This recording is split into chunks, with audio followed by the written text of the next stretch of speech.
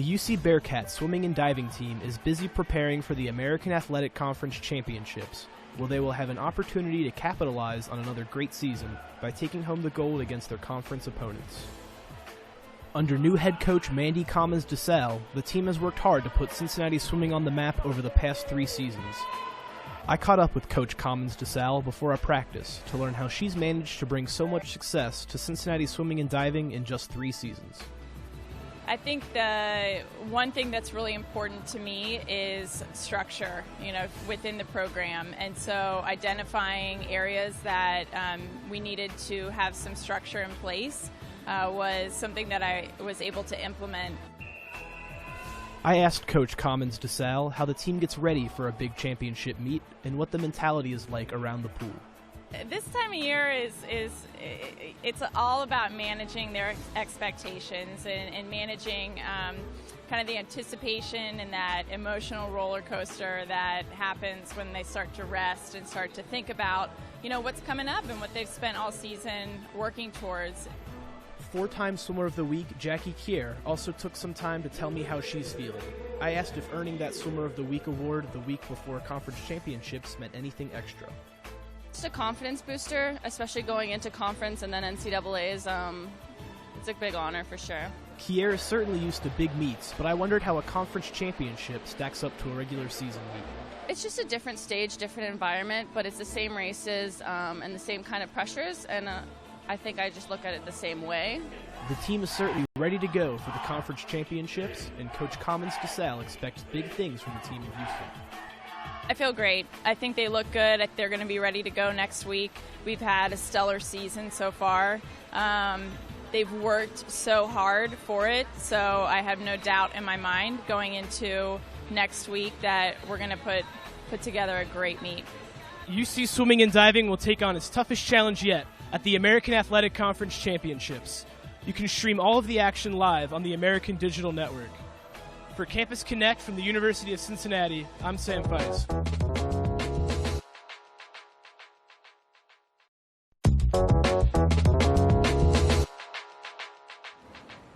Every year, as October rolls around, the fall oranges and yellows are joined by bright pink ribbons. This October, purple joins the ranks in the Cincinnati Bearcats swimming and diving team's Cancer Awareness Meet. 2 Bearcat swimmers' mothers were diagnosed with breast cancer and oral cancer earlier this year.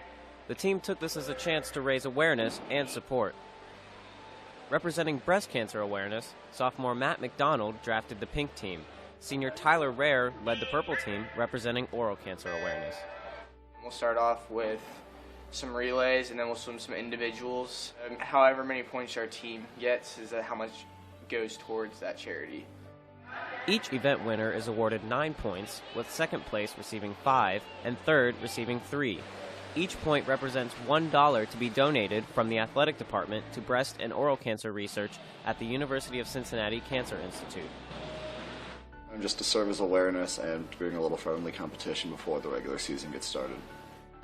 The meet is also an opportunity for the Bearcats to grow closer as a team and family. Okay, he had something like this and he was able to share that with the team in general. Then they'll feel comfortable when something like that ever happens to them, even though I hope it doesn't. The dual meet includes a few diving events along with swimming events of all 4 strokes. Coach Mandy Commons-Dell is slightly changing the traditional meet format to make it more fun. Well, this meet, we're going to do the 50s of the strokes and the 150s of the strokes instead of 200. So just changing it up and making it a little bit interesting for Saturday. Rare represents the UC Swimming and Diving team on the Student Athletes Council, and McDonald is already making waves as a sophomore. He had a breakout freshman year last year, actually broke our school record in the 200 backstroke. So he's, in his short period of time here, has made a really big impact for us. Cancer affects many people, either directly or through close friends and family. And for these 2 Bearcats and their loved ones, their family just got a lot bigger. For Campus Connect from the University of Cincinnati, I'm Andy Shama.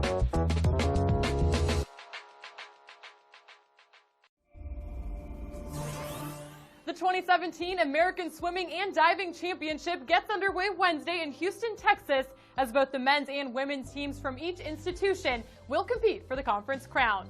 The 4-day event will come to a close on Saturday, and all evening sessions will be streamed live and for free on the American Digital Network. Let's take a look at some of the top swimmers heading in to this championship meet. On the women's side, SMU enters this year's championship having won the past 2 conference titles. While individually, Cincinnati senior Jacqueline Kier, the back-to-back American Athletic Conference Most Outstanding Swimmer of the Year, has been a dominant force in the freestyle events over the past 3 seasons. She finished atop the podium all 3 years in the 200-yard freestyle, is a back-to-back champion in the 100-yard free, and is the reigning champion in the 50-yard freestyle. During her freshman and sophomore years, she collected gold in the 500-yard free as well.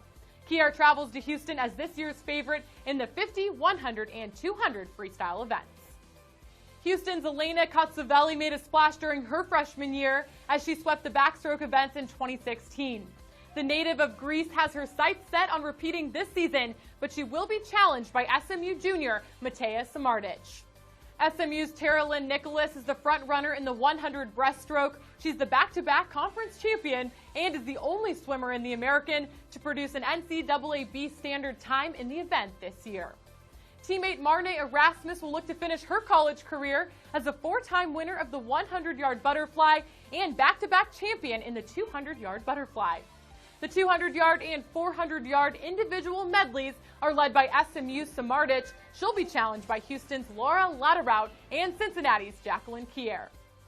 SMU swept all 5 relay events in the 2016 American Conference Championship. The Mustangs enter this year as the favorite in both the 200 and 400-yard medley relays. Houston's Michaela Bowder posted the best scores in the conference in the 1-meter, 3-meter, and platform during the regular season. She'll be challenged by UConn's Ali Butera in the 1 and 3-meter events. And over to the men's side, the 50, 100, and 200-yard freestyle events should be close races this year. Cincinnati's Chris Breedy is favorited to repeat in the 1650 freestyle as he holds an NCAA and the top regular season time in the American. Breedy is also the front runner in the 500-yard free. Will Kersey of UConn and Bartosz Krzyzaniak of SMU lead the way in the American in the backstroke events, while East Carolina senior Will Hicks is the defending champion in the 100-yard breaststroke and is poised to swim his way to gold this year. Once again, East Carolina senior Fran Krasnarek is the swimmer to beat in the 200-yard individual medley. SMU's Jonathan Gomez, who is also the favorite in the 200 fly, enters Houston as the front runner in the 400-yard individual medley. SMU claimed 4 out of the 5 relay events in 2016, but this year Cincinnati comes in as the slight favorite in all relay events. Mustang junior Bryce Klein is the heavy favorite to sweep the diving events this year. The 2016 American Athletic Conference Most Outstanding Diver of the Year earned the honor after he collected golds in the 1-meter and 3-meter and added a bronze in the platform event. Klein posted the conference's top regular season scores in the 1 and 3-meter this year, while UConn's Dan Kinney looks to challenge the defending champion. Don't forget you can catch all the action each night live and for free on the American Digital Network, or head to theamerican.org/swim for updates throughout the tournament. Best of luck to all the teams in Houston this week. For the American Digital Network, I'm Haley Outen.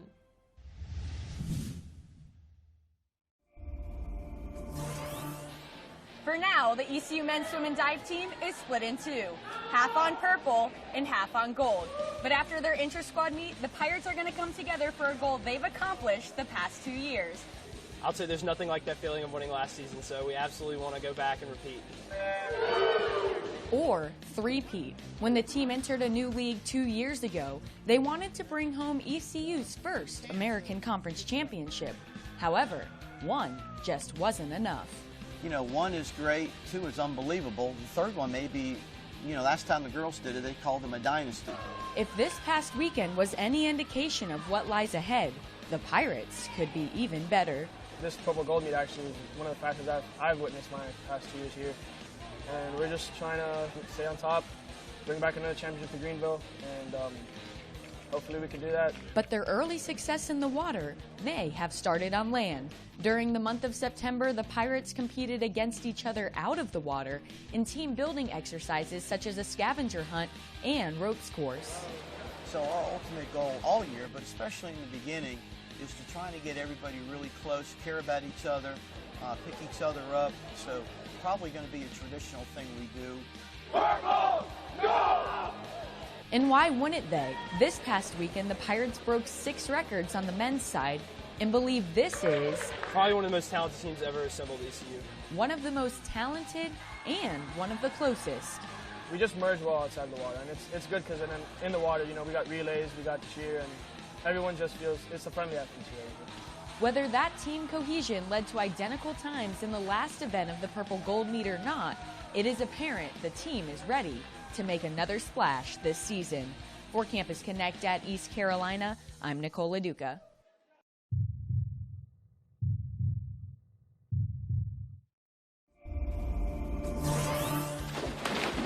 most athletes can only dream about making it to the Olympics. But for 7 SMU swimmers, Rio this summer was their reality. It was an awesome experience. You go outside, you go into the stadium, you walk in, and then you see, you know that you're representing 47 million people, and you know you have to do it. So it was the best experience of my life to represent my country, and I'm extremely thankful. I'm very blessed to be able to do it. I don't think it could be described with words. Like, you gotta go and feel it to really understand what it's like. Besides the obvious athletic talent, these Mustangs have the mental toughness and determination needed to propel them to the top. Well, they have to have, number one, a dedication, to a high level of competition, and really know that they have to really prepare themselves to be able to compete at that level. And our program at SMU has a strong tradition, and we try to be, excellent not only at the NCAA level, but also for the swimmers that have a chance to be competing internationally. And if you want to succeed, you have to work hard, and then there is no other way around it. Work hard. If you have dreams, you will achieve them. I think mental stability is the most important thing at the Olympic Games, because everybody's prepared physically, everybody's ready to do their best, but mentally not a lot of people can cope with the anxiety and with the stress of being there. We're all the same in the pool. As long as you have this here, then you're set to go. You can be racing Michael Phelps, you can be racing whoever it is. If you're strong in your mind, you can beat them. Not only did SMU send swimmers to Rio this summer, alumna Nina Rangulova brought head coach Steve Collins to help her in the arena. He knows how to approach me in different situations. Swimming is an individual sport, and there are situations when there are certain things that he needs to tell me, or certain moments when he should not say anything. And he knows when these moments are, because we've been training together for 6 years. And we've been able to, through recruiting to SMU, bring in some great swimmers, and consequently a lot of them have asked me to be their coach at the Olympic Games, and so it's been really a great pleasure for me to get a chance to do that. You might think that training for collegiate swimming would seem boring after such an elite meet, but apparently not. Just at SMU, you have a school, and it's a lot harder, so you have to manage your time a little better. But the training is the same. You always work hard. Every time you come to the pool, it's another chance to get better, and I always take advantage of that chance. At the end of the day, these swimmers are among the best, and they have the experiences to prove it. It was amazing to race such elite swimmers.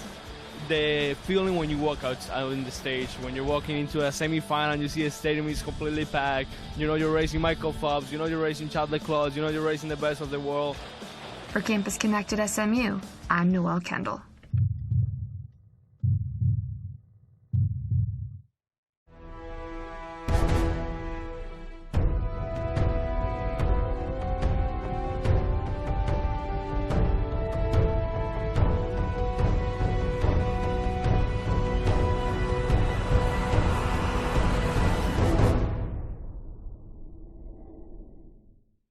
It's day 4 of the 2017 American Athletic Conference Swimming and Diving Championships here in Houston, Texas. I'm A.B. Bakhta alongside Danny Ojo. Danny, we've seen a lot of great action in the first 3 days. Where do the men and women stand at the start of day 4? Absolutely. Well, we have U of H currently leading for the women. They had a great night last night. They went 1-2 in the women's 100 breast as well as the women's 3-meter diving. So great for them. This is their home pool. And for the men, we have ECU. They're currently leading by 130 points. So I'm very, very excited to see what they can do tonight. Yeah, definitely. And part of their dominance has been their consistency. Let's take a look back at yesterday's races. We start off with Will Hicks, the senior from ECU, competing in the 100-yard breaststroke. He won gold in that event, so a great way to end his senior campaign. Absolutely. And with another Will, we have Will Kiersey. He's a freshman out of UConn. He won the men's 100-yard backstroke, beating out some upperclassmen there. So great job by him. Very exciting. And moving over to SMU's women's side, we have Marnie Erasmus, the senior, completing in the 100-yard butterfly. She won that event, winning the gold for the 4th time in a row. You can see her celebrating with her teammates. A great moment for her. And we had another 4-time winner, actually Jacqueline Keir, winning the women's 200 freestyle. So she broke her meet record from last year, as well as setting a new meet record and getting an NCAA A cut. So a great job from Jacqueline Kerr. We're looking forward to a lot of great swimming and diving coming up today. We're actually going to start off with the 1650s for the women's and then men's. So we hope you stay with us on day 4 of the American Athletic Conference Swimming and Diving Championships. When learning creates leaders, ideas are ignited, focus gets sharper, and service connects generations. We commit our expertise to heal, to discover, and to drive our region forward to a brighter tomorrow. East Carolina University.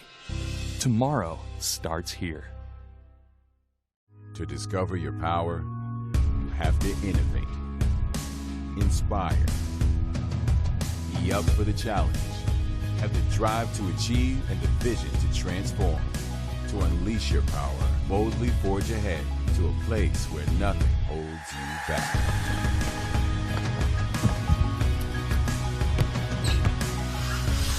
This is the University of Houston.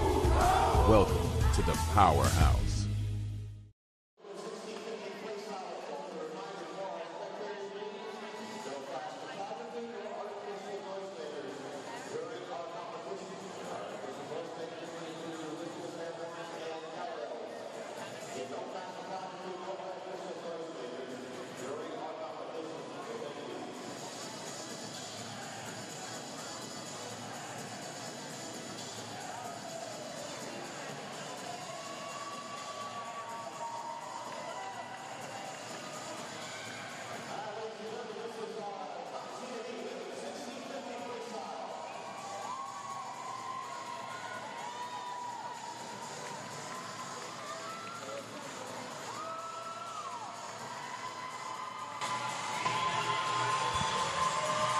And welcome back to Houston. You see the women's 1650-yard freestyle event about to get underway.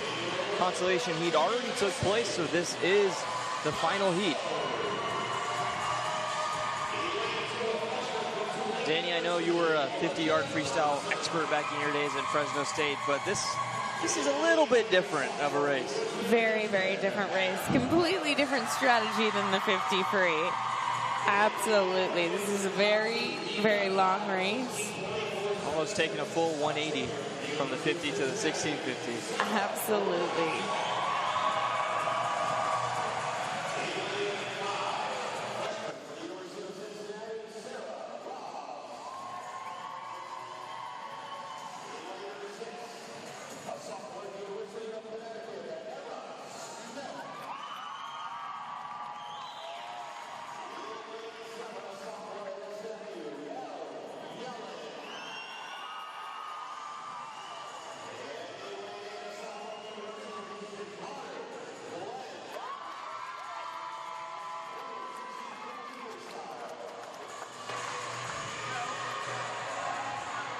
All right, and you just heard the lane assignments there for the women's 1650-yard freestyle.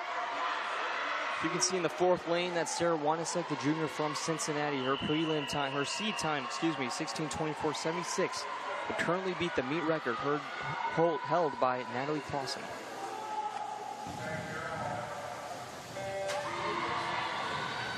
And they're off in the women's 1650-yard freestyle.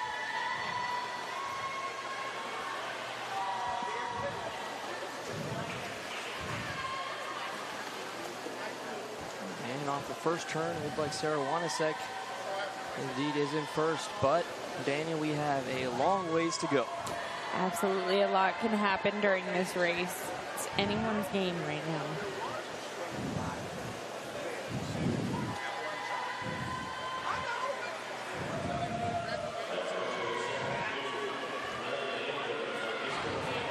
Sarah Wanasek looking like she's got a strong lead here at the start.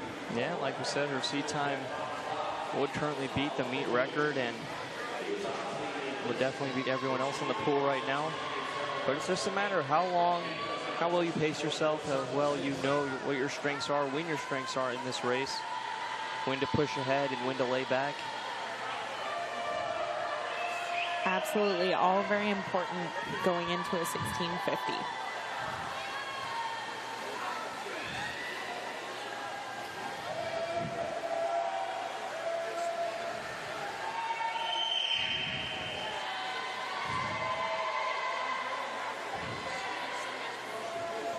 Sarah Wanasek, the junior from Burlington, Wisconsin. Freestyle is her main race, and this one obviously being the longest one.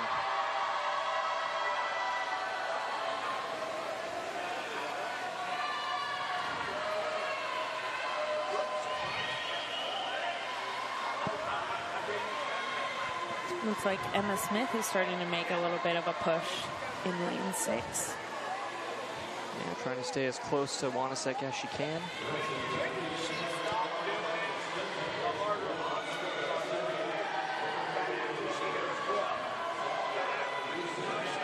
And right now looks like it is Smith who's in first off the turn.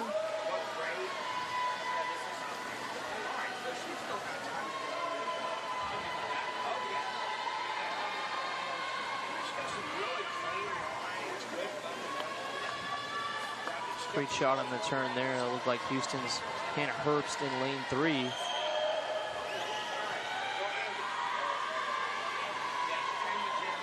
Hannah Herbst coming in with the third quickest seated time out of the women's in the 1650 freestyle.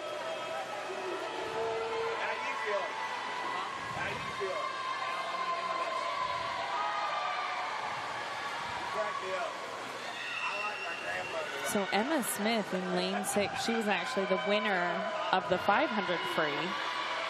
And Sarah Wanasek placed 6th in that event. So we'll see what happens. Maybe Sarah Wanasek's a little better at her strategy for this race, or maybe just, you know, the distance is really something that appeals to her. That's, you know, good for her body type, good for her stroke.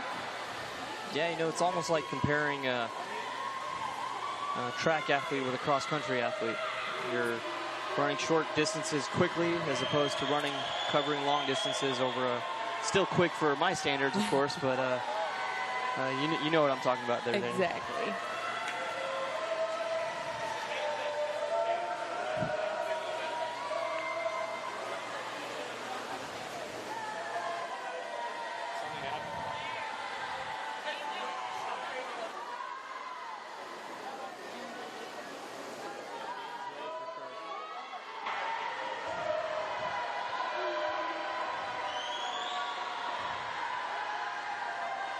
And you can see the 17 length there done for Sarah Wanasek. We'll take a quick break, but we'll be back with the women's 1650 yard freestyle.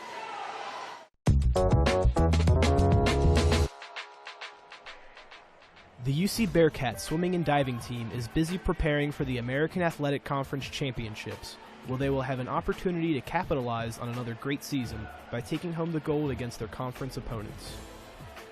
Under new head coach Mandy Coms-Dell, the team has worked hard to put Cincinnati swimming on the map over the past 3 seasons. I caught up with Coach Coms-Dell before a practice to learn how she's managed to bring so much success to Cincinnati swimming and diving in just 3 seasons.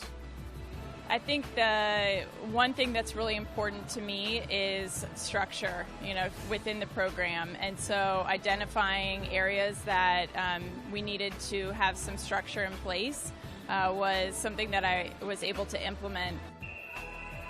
I asked Coach Coms-Dell how the team gets ready for a big championship meet and what the mentality is like around the pool. This time of year it's all about managing their expectations and managing kind of the anticipation and that emotional roller coaster that happens when they start to rest and start to think about, you know, what's coming up and what they've spent all season working towards. 4-time Swimmer of the Week, Jackie Kier, also took some time to tell me how she's feeling. I asked if earning that Swimmer of the Week award the week before conference championships meant anything extra. Just a confidence booster, especially going into conference and then NCAA's. It's a big honor for sure. Kier is certainly used to big meets, but I wondered how a conference championship stacks up to a regular season meet. It's just a different stage, different environment, but it's the same races and the same kind of pressures, and I think I just look at it the same way. The team is certainly ready to go for the conference championships, and Coach Coms-Dell expects big things from the team in Houston. I feel great. I think they look good. They're going to be ready to go next week. We've had a stellar season so far. They've worked so hard for it, so I have no doubt in my mind going into next week that we're going to put together a great meet.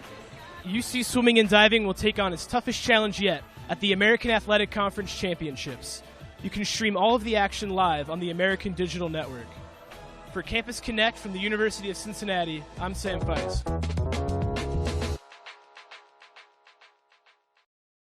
For every hero, there is an origin story. An experience that made them who they are. For a new generation of explorers, pioneers, and innovators, that experience is calling, offering a different kind of education, one guided by distinguished professors who understand experience is the best teacher. Greatness lies beyond the classroom. This is where you start. University of Cincinnati. Do more. And we're back with the women's 1650-yard freestyle. You see Emma Smith from UConn currently in the top spot. And in second is Cincinnati's Sarah Wanasek in lane 4. See both of them there heading into what looks like their 31st length. So far, a great meet by Emma Smith. Like we said earlier, she was the winner of the 500 free, so that would be great for her to get this double.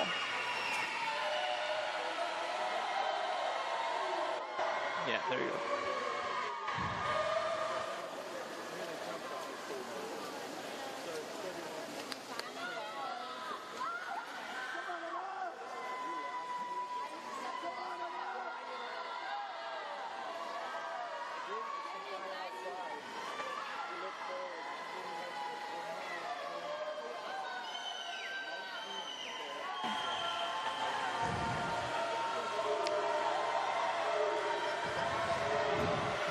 Looks like it's still UConn's Emma Smith who's swimming well. It started off with Wanasek, who was in the top spot most of the way.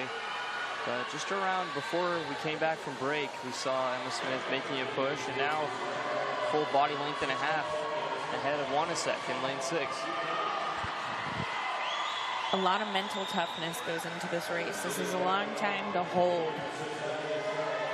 Yeah, before we came on air, before the senior award ceremony, we saw the consolation races for the 1650, and swimmers definitely looking exhausted towards the end of that one, but it's something you can expect, obviously. It's a grueling race.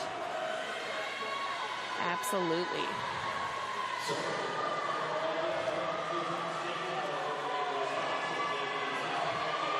Great job by Emma Smith holding off Sarah Wanasek.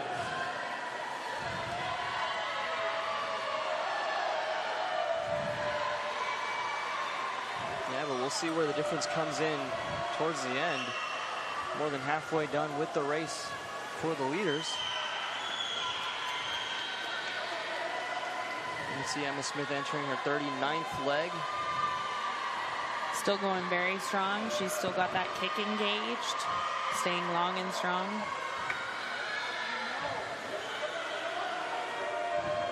As is Sarah Wanasek.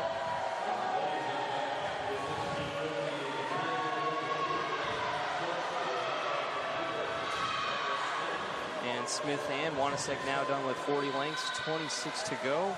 And you know, we can't forget about Rocky Lobbs over in lane 5, the freshman from Cincinnati. She came in with the second quickest seated time. She seems to be gaining a little ground here.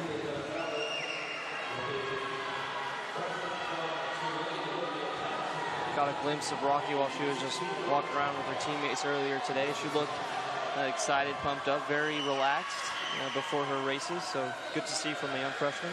Absolutely, this is an exciting day for these swimmers. So it's the last day. You have all the awards. You have the seniors getting their recognition. So there's a lot of energy in the air tonight. Definitely. No seniors in this race, however, but we will see them later on in the evening's events.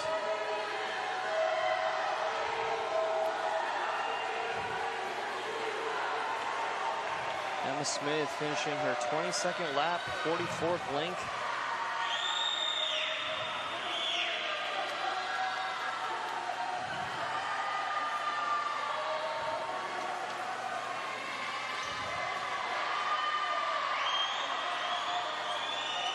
There's Cincinnati Sarah Wanasek making her 45th turn in the second spot.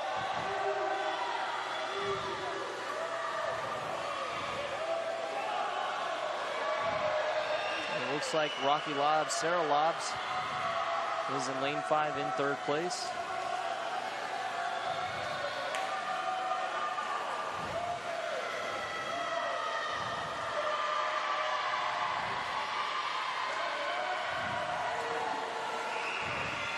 Emma Smith staying very controlled throughout this race. She has done a phenomenal job this meet.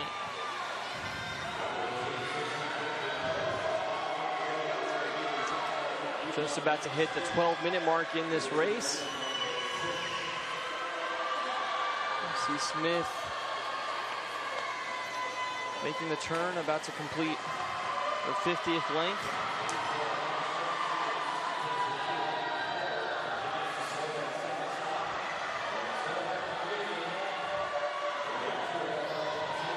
Crowd starting to get into a bit more as this race is almost nearing completion. And a great job by Emma Smith. Looks like she is about to start lapping some people here.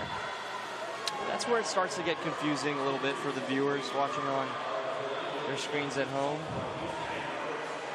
But just important to keep in mind. You see the silver cap on the left side of your screen. That is Emma Smith.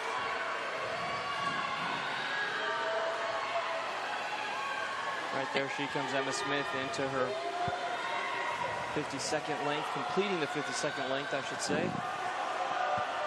An outstanding race by Emma. I'm excited to see what this time ends up being. Yeah, she might knock it out of the park if she doesn't lose any momentum. As long as she can keep it together, she's definitely going to have a great swim.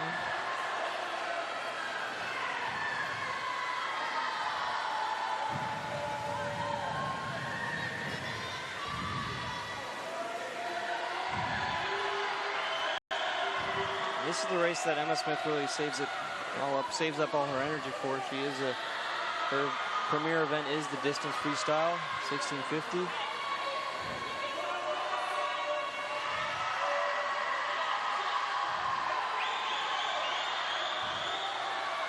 And right now, she's already taken a commanding lead. We'll see if she can hold on to it. We'll see where Sarah Wanasek stands. See her coming in on the left side, and Rocky Lobbs behind her, still in the 2nd and 3rd spot respectively. And you see SMU's Elle Yellen being lapped by Emma Smith.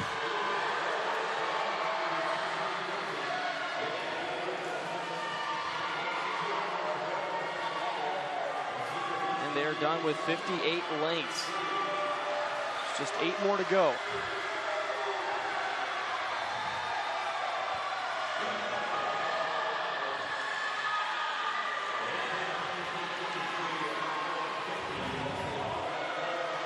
Approaching the 60 mark is Emma Smith. You really hear her teammates cheering on for her. I don't know if they even expected a race like this from her. She is staying strong and consistent throughout this entire race, which is amazing. This is kind of when people start to break down a little bit, and she is just pushing. I mean, nothing has stopped her so far, and the crowd is getting her excited, and you can definitely tell she is moving. I mean, her pace looks good from the beginning. Like you said, it was around the 30th length maybe where she started to overtake Wanasek in lane 4. But, yeah, just Emma Smith going strong. Only 2 laps to go after this turn.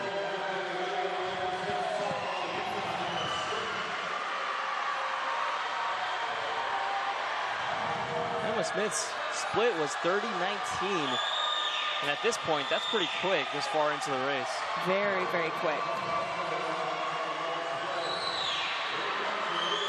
Emma Smith does not look like she will give up this race.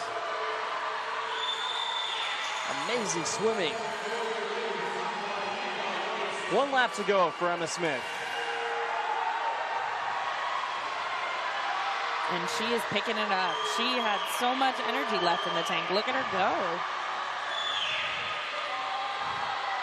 I mean, I'm sure she has that meet record in her mind. That was 16:30 by Natalie Clausen. She's going to try her best to beat that time. Emma Smith trying to beat a meet record, and she will do it. Emma Smith from UConn, swimming a 16:19.90. Absolutely blew that record to pieces. Crushed it. That record set in February 2016 by Natalie Clausen, a 16:30.28, speeded by about 11 seconds. You see the finals coming in there. Getting the silver medal will be Sarah Wanisek, and in third it was Olivia Johnson from Tulane, who came in and overtook. Looks like Rocky Lobbs finishing fourth, so a good race from Olivia Johnson. Credit for her from Tulane, but it is all about Emma Smith from UConn, winning gold and beating championship meet record. Amazing job. Let's take a look back at the women's 1650 freestyle. And like we mentioned, it was Sarah Wanisek who held the lead most of the time, but around the 30 length mark, Emma Smith came in and never looked back.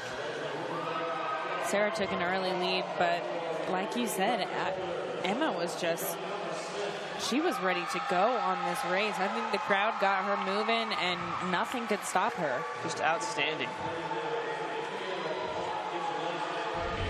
You see a handshake there with Sarah Wanisek.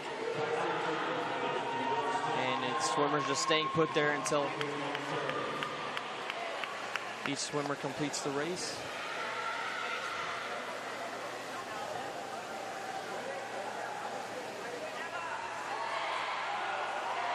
They're just trying to catch their breath before they get up, I think. I don't blame them.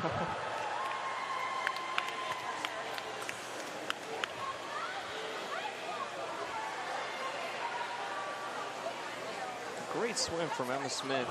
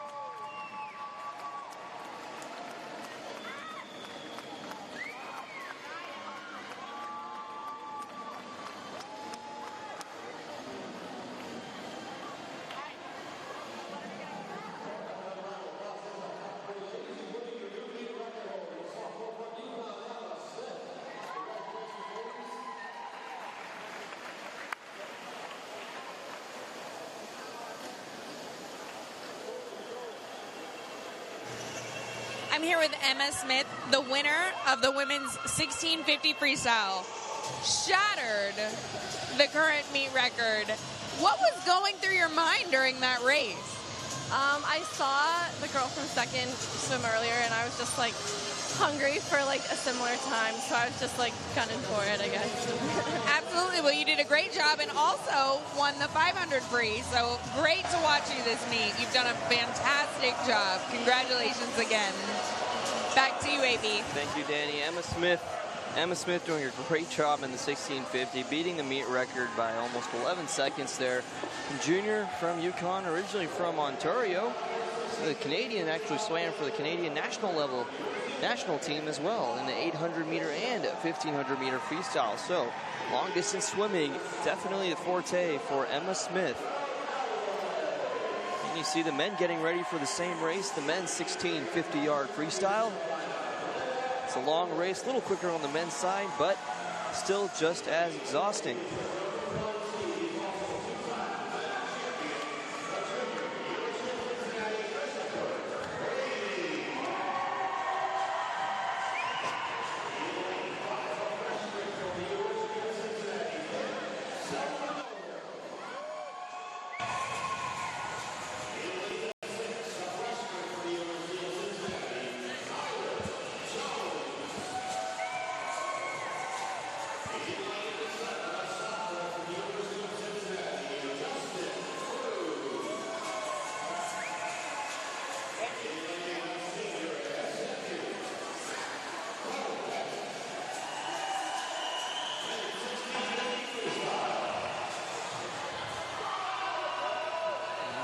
The lane assignments, men's 1650 yard freestyle about to get underway.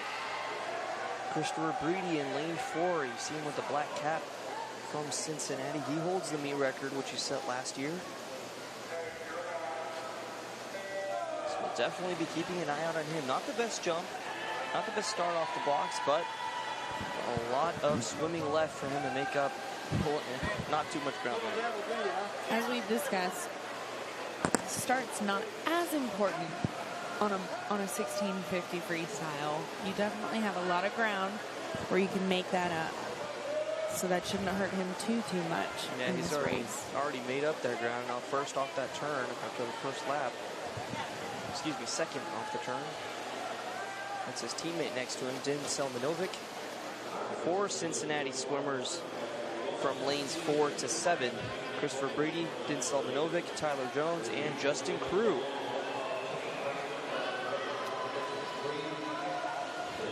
Well, we're certainly pumped up from that last race, so hopefully these guys give us something to talk about. Yeah, Emma Smith showing us how it's done in the 1650.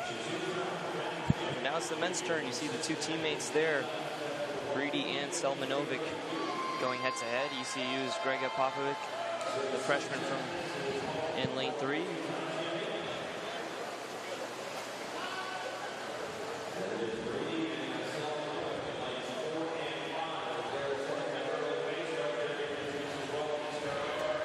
Cincinnati teammates staying together, staying strong, motivating each other through this race. Almost looks like synchronized swimming.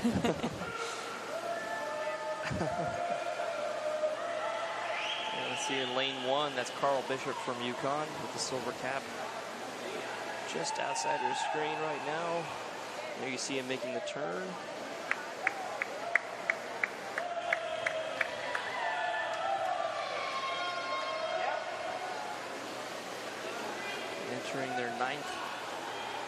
Entering their 10th length, done with 9.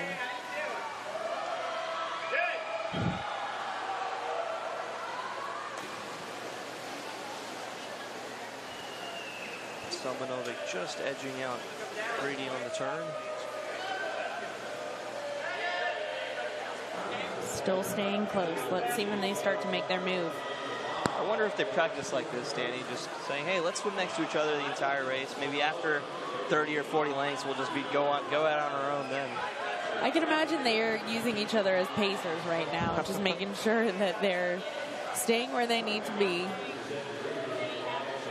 And if you look at their seed times, about an 8-second difference between the two, and but it's the 1650, so their seated times can really not really reflect their best 1650 swim, obviously. We just saw that from Emma Smith in the women's race. Absolutely. We'll see if Christopher Broody wants to break off here at any particular point, or if somebody else is going to make a move. Yeah, right now it's still those two Cincinnati guys swimming it out, and then ECU's Grega Popovic in lane 3. In lane 1, Carl Bishop from UConn. Looks like he might have been first off that turn. He's been doing a great job out there on the outside.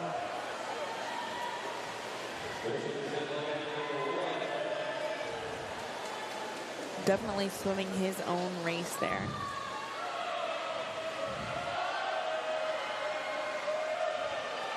You can see he's breathing to his left, looking to see what Broody and Selmanovic are doing. Yeah, it's just good pool awareness, knowing where the other swimmers are in their lengths.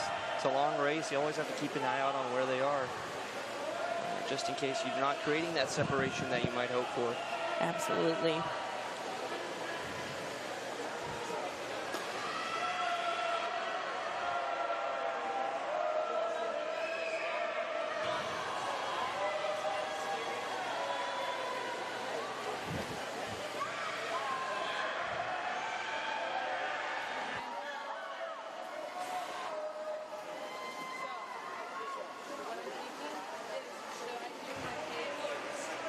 And first off the turn there is Carl Bishop, finishing 20 lengths there. We'll take a quick break in the men's 1650 yard freestyle.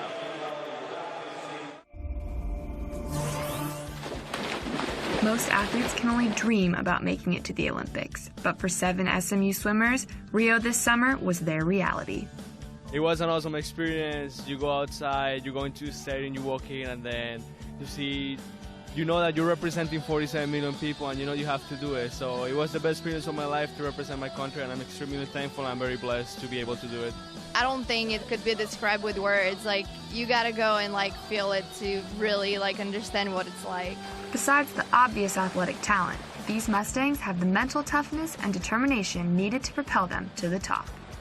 Well, they have to have, number one, a dedication, to a high level of competition, and really know that they have to really prepare themselves to be able to compete at that level. And our program at SMU has a strong tradition, and we try to be excellent not only at the NCAA level, but also for the swimmers to have a chance to be competing internationally. And if you want to succeed, you have to work hard, and then there is no other way around it. Work hard. If you have dreams, you will achieve them. I think mental stability is the most important thing at the Olympic Games, because everybody's prepared physically, everybody's ready to do their best, but mentally not a lot of people can cope with the anxiety and with the stress of being there. We're all the same in the pool. As long as you have this here, then you're set to go. You can be racing Michael Phelps, you can be racing whoever it is. If you're strong in your mind, you can beat them.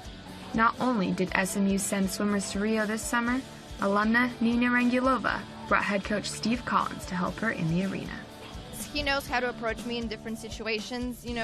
Swimming is an individual sport, and there are situations when there are certain things that he needs to tell me, or certain moments when he should not say anything. And he knows when these moments are, because we've been training together for 6 years. And we've been able to, through recruiting to SMU, bring in some great swimmers, and consequently a lot of them have asked me to be their coach at the Olympic Games, and so it's been really a great pleasure for me to get a chance to do that. You might think that training for collegiate swimming would seem boring after such an elite meet, but apparently not. Just at SMU, you have a school, and it's a lot harder, so you have to manage your time a little better. But the training is the same. You always work hard. Every time you come to the pool, it's another chance to get better, and I always take advantage of that chance. At the end of the day, these swimmers are among the best, and they have the experiences to prove it. It was amazing to race such elite swimmers. The feeling when you walk out in the stage, when you're walking into a semi-final and you see a stadium is completely packed, you know you're racing Michael Phelps, you know you're racing Chad Leclerc, you know you're racing the best of the world. For Campus Connected SMU, I'm Noelle Kendall.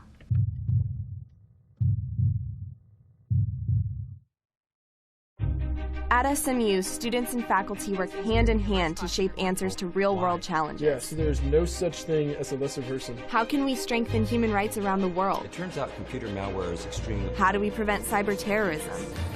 The limb comes off. How can the human body set new records of performance? What can presidents teach us about leadership? From the SMU campus in Dallas, we're shaping the answers that will shape the future of the world. And we're back for the men's 1650-yard freestyle. You still see Carl Bishop, the freshman from UConn, in the lead. Looks pretty much the same as where we left it off, except Christopher Breedy in lane 4. Slight edge for second over his teammate Christopher Breedy. Excuse me, over his teammate Din Selmanovic. You see Carl Bishop really fighting for it here. He is trying to hold off the rest of the pack, and hopefully he can hold on to that speed and keep it throughout the rest of this 1650. Yeah, right now he's definitely creating those that separation on the turns. Looks like he's speeding up there a little bit. See the teammates from Cincinnati still swimming neck and neck in the second and third position right now. That's just Breedy coming out of the turn, but Carl Bishop, freshman from UConn, in the first spot. Entering his 42nd length.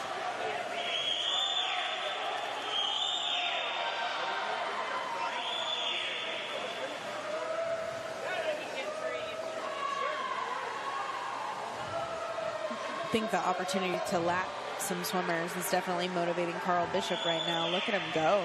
Yeah, you see Manuel Alvarez Garcia, the sophomore from ECU, in lane 2. Currently in pace with him to lap him.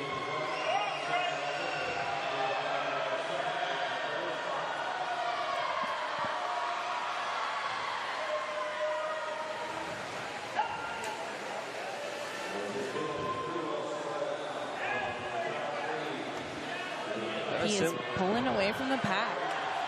Definitely a similar story from what we saw on the women's side with Emma Smith, Bishop's teammate from UConn. So, you know, maybe they had, wonder if Smith gave him some advice before this race. I think it just has to do with their training for this year. They seem to be rested very well in the distance events, and whatever they've been working on and doing this year has definitely paid off. I mean, if they can go 1-2 in these 1650s, they're definitely going to have a pretty big force to be reckoned with. And, you know, Carl Bishop is in the first lane, which means he had the seventh best seeded time, but in an 8-man race, you know, 7th isn't all that. You might not expect too much from the 7th seed spot, but Carl Bishop proving us wrong. So far in the lead, staying strong. After he finishes this turn, he'll be approaching his 50th length. Carl Bishop giving us a little bit of outside smoke. Outside smoke. That's what they call it in the biz. That's what they call it. Good underwater turn. Great shot there. And keeping an eye on those two teammates, Danny Christopher Breedy and Selmanovic. They are starting to make their move. They are inching their way up here. So let's see if Breedy or Bishop can keep them off. Yeah, definitely worth keeping an eye on. Both of those black caps from Cincinnati. Certainly can't rule those guys out in a race this long. You never know what's going to happen. Yeah, we've heard their names a few times before in this championship meet. That's Breedy and Selmanovic from Cincinnati. But right now, Carl Bishop from UConn. About to finish his 54th length. Same in lane 1, but Danny, like you said, Breedy and Selmanovic inching up. They've got some ground to make, but it looks like they've stayed consistent and steady throughout this 1650. So they probably have some fuel left in the tank to push towards this final.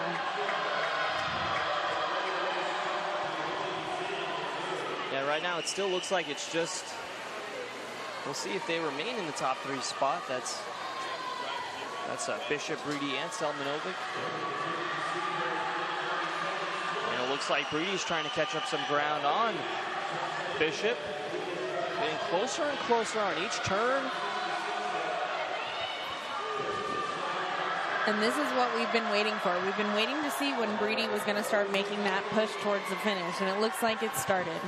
It definitely has. Only 8 lengths to go now for the top swimmers, for Bishop, Breedy, and Selmanovic. Breedy definitely making a push. On each of these turns, Danny's getting closer and closer. Absolutely. He is not going to go down without a fight on this one.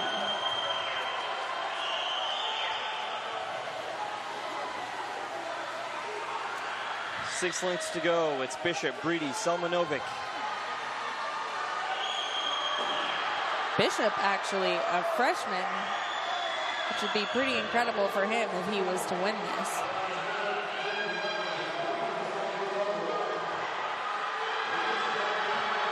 It is getting loud.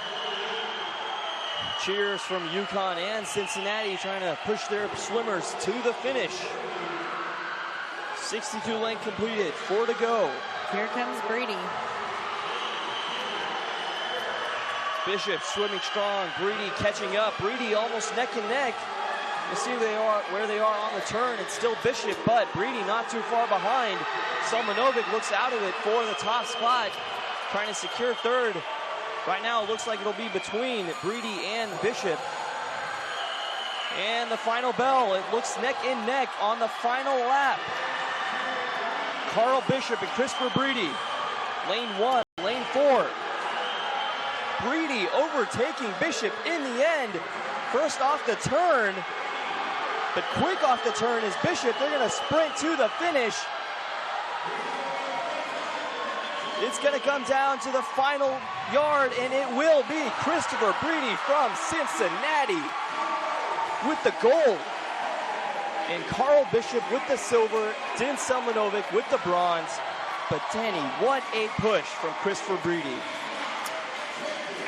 We see he just swam a smart race. I mean, he was able to bring it home on that last 50 without really exerting himself far too much. I mean, it seemed like Bishop used up a lot of that energy throughout this race. He wasn't necessarily as smooth throughout. And Danny, you see right there, Christopher Breedy beat his meet record from last year. He set a 15:10.58 in February of last year. This year, beating it by 10 seconds. And actually, his teammate beat it out too, but Breedy's going to get the credit for it with a better time. Absolutely. If you look at that last 50 split as well, he went a 24.98, and compared to Carl Bishop, 26.03. I mean, phenomenal last 50. He had so much left in him. Yeah, let's actually take a look back at those couple last lengths there.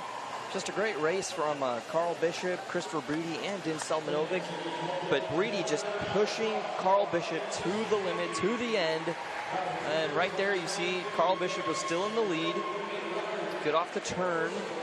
He was very impressive off the turns, was Carl Bishop. But Christopher Breedy and his teammate there, Selmanovic, this was towards the end. It looks like it was about the 4 lengths to go at this point. And then now we're about to see the final length coming up soon. And here we go.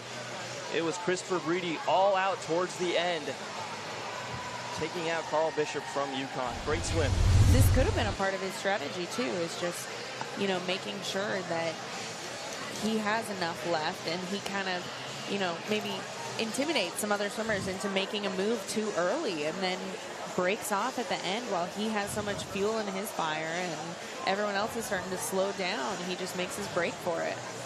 Yeah, I'm sure Carl Bishop can be, satisfied with the silver, but the way he swam in that race, I'm sure he's going to feel like he just barely missed out on that gold.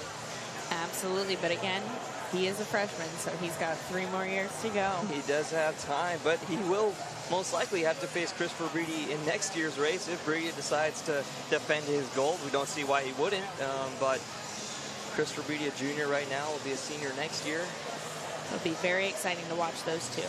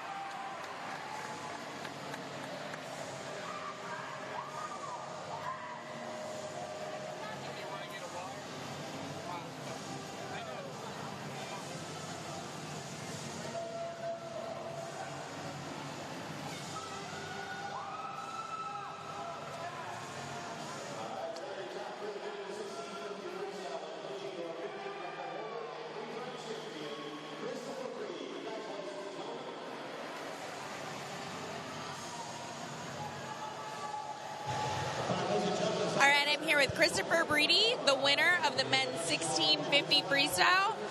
So you are the defending champion. You broke your record, your meet record. What was going on in your mind throughout this race? I was mainly watching my coaches, and they were telling me what I was on, like if I was holding pace or not. And I saw the guy in lane 1, and I had my teammate right beside me in lane 5.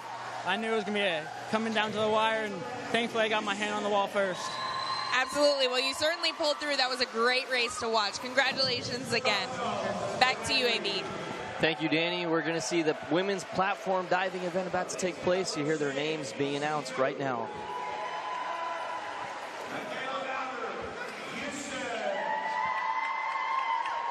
Michaela Bowder, the 3-meter diving champion from this year's meet.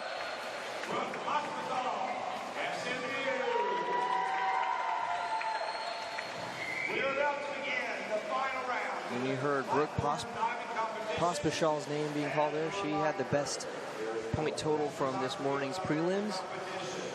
And it is platform diving. You see 3 boards, you see 5 boards, but they'll only be going off of 3 platforms, the 5-meter, 7.5 meter, and the one at the very top. You can't really see it, quite see it on your screen, but that's the 10-meter mark. And we haven't seen platform diving yet, but definitely looking forward to it. It's a different kind of diving, obviously. There's no board to spring off of, no oscillation, but definitely in for a treat from these divers.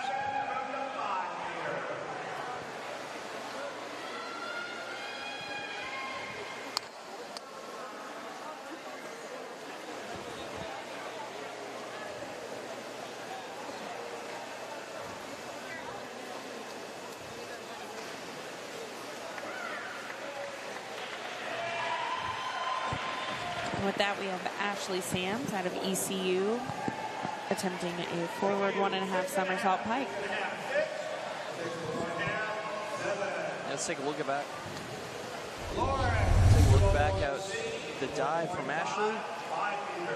Quick, not the best on the tuck, but the entry is more important when it comes to the platform dives. Here we go, Lauren Burrell from U of H. Attempting a backward dive tuck. Good entry on the dive. Maybe that tuck wasn't exactly what they were looking for. The judges, that is. But you see a 7 up there. That's good for Lauren. Yeah, see a straight entry. That's as close to 90 as you can almost get. And now we have Caitlin Abernathy coming up from U of H as well. Like a very graceful walk-up. Might have been a little late on that entry. Second place finisher from last night's 3-meter. Let's get a better look at it here. Yeah, just maybe a little bit too late. Feet kick back.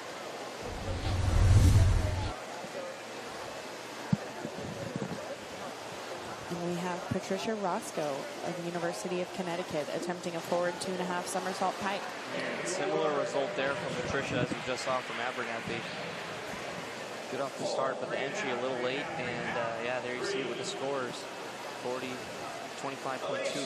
total. Check out the replay. Yeah, just the feet kicking back, creating even a bigger splash. We have Alicia Boucher coming up here from ECU. She is attempting a forward 2.5 somersault tuck. And we're seeing that again. I mean, very similar dives to start this off between the last 3 divers now, but just not able to get the right entry on the finish.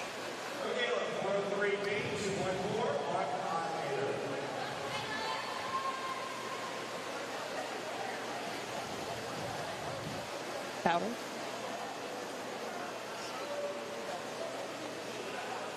University of Houston, inward 1.5 somersault pike.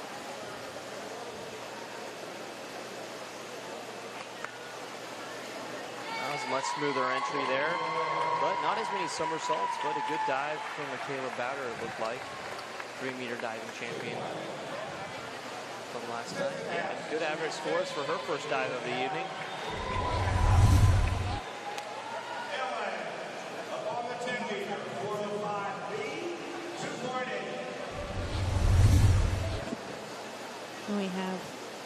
Posh from the University of Connecticut, attempting an inward 2.5 somersault pike. Cincinnati, excuse me. Yeah, degree of difficulty 2.8, so a difficult dive to start things off for Ellen. And she's all the way up on the 10-meter board. Platform, I should say. First one we've seen from that height this evening.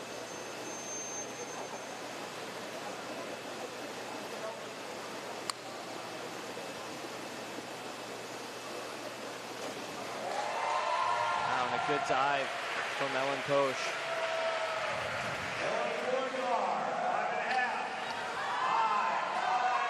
Maybe it was that entry. We'll get a better look on it on the replay, but it's tough starting your first dive off from 10 meters.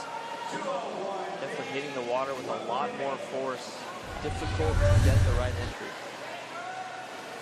And now we have Brooke Poshpishal from SMU with a back dive pike. So just see a quick pike from the start on the dive, also from the 10-meter platform. There's the pike straight down, and that was a good dive from Brooke. Getting some whistles from her head coach. And there you see it. Brooke, the 8th diver, obviously best on the prelims this morning. You see quick with the tuck, touched her toes all the way and just straightened out well before she needed to enter the water. Great rip on that entry. And starting round 2, we have Ashley Sams from ECU. She's attempting an arm stand forward, 1 somersault pike. And that arm stand didn't look like she kind of fell into the arm stand. But it is better to fall into the water that way, like you just saw. And you can see her arms from the start, and it looked like she had full control. Her right arm left a little bit later than her left. We now have Lauren Burrell of the University of Houston attempting an inward 1.5 somersault tuck. That was from the 5-meter platform, and she just kicked back on the entry. Yeah, you can see she's upset by her reaction. She knows exactly what she did. 4.5 across. 4.5 across the board. Total score 29.7. 2.7 on 7.5. Yeah, just kicking those feet back towards the entry. We now have her teammate, Caitlin Abernathy, attempting an inward 2.5 somersault tuck. It's off the 7.5-meter platform.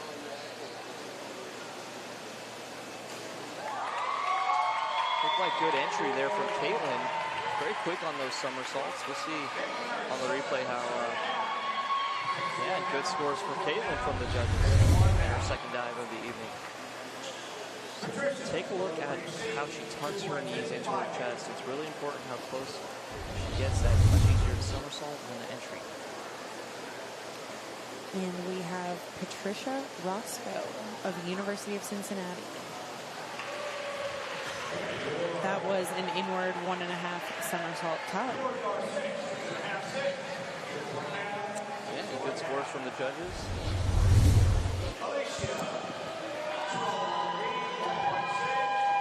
Maybe fell a little bit back on the entry. We have Alicia Rouchet of East Carolina University, ECU, attempting a back dive pike. Like we saw from Brooke earlier, quick pike. Good entry, smooth entry. That pike, feet could have straightened out a little bit more, but good scores for Alicia. See what I meant on those. Get there right here, quick off the pike, just getting, you know, actually those hands got up there pretty well, and she kept her legs straight, so a good dive for Alicia.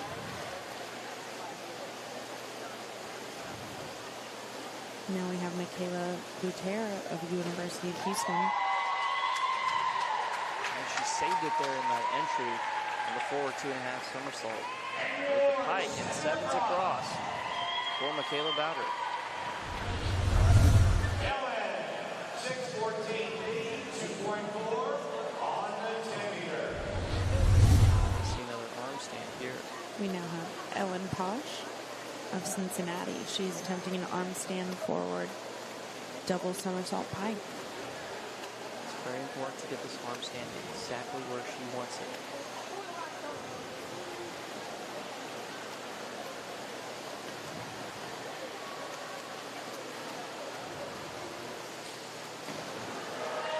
Very balanced off the start.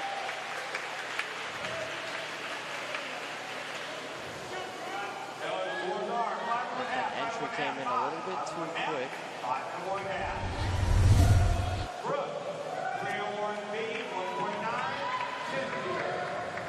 And it's that entry that's just really important on these platform dives. We now have Brooke Poshpashal of SMU. She's attempting a reverse dive pike. Back again on the 10-meter platform.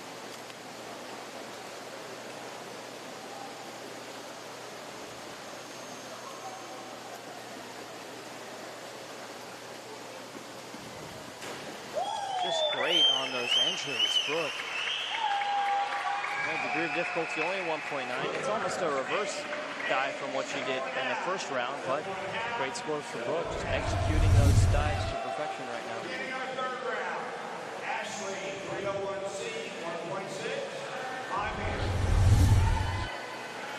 We now have Ashley Sams on round 3 of ECU. She's attempting a reverse dive tuck.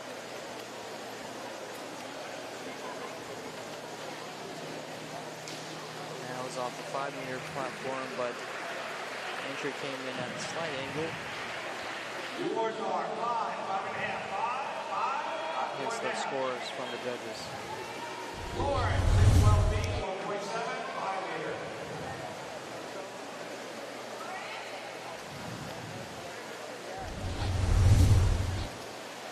We now have Lauren Burrell of University of Houston. Better entry there from Lauren compared to her first 2 dives.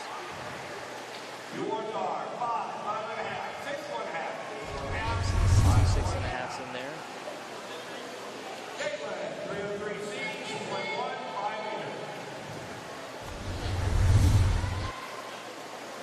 We now have Caitlin Abernathy of University of Houston attempting a reverse 1.5 somersault tuck.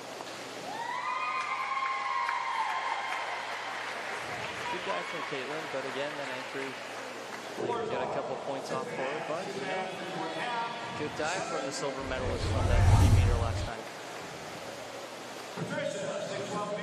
The tuck wasn't as tight as her previous dives.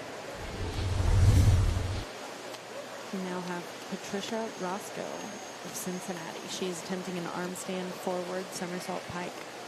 From the 10-meter platform. Good balance. Ooh, loud on the splash.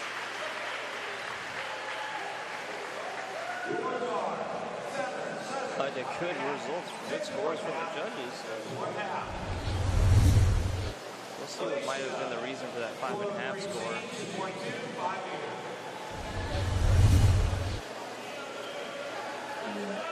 Now we have Alicia Rouchet of ECU. She is attempting an inward 1.5 somersault tuck.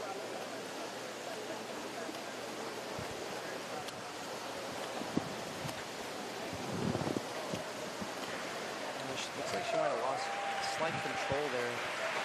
About 3/4 down on the dive. Good entry though.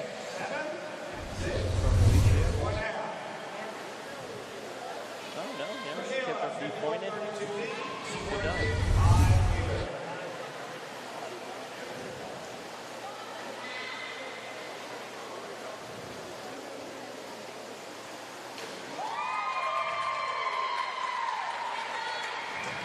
Kayla Bowder from U of H. That looks like her best dive of the evening so far.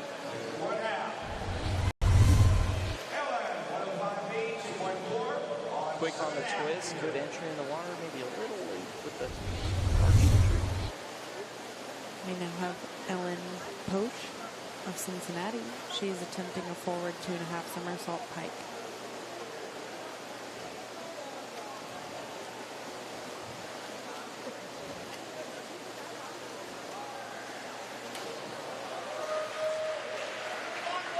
There's 2.4 difficulty.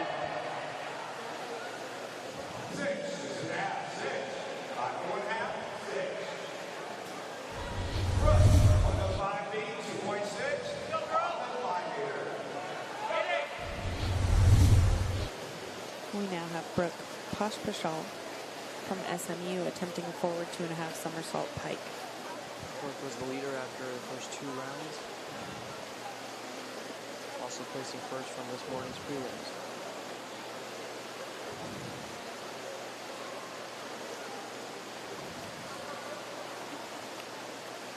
This time off the 7.5-meter platform. Excuse me, the 5-meter platform for Brooke.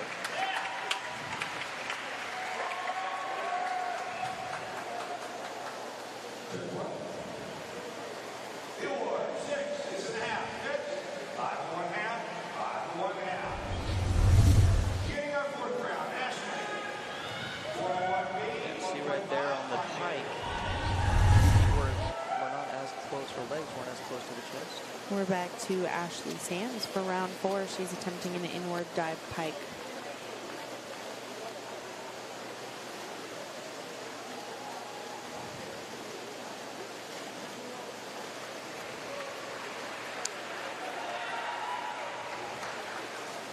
Not sure if we saw much of a pike there.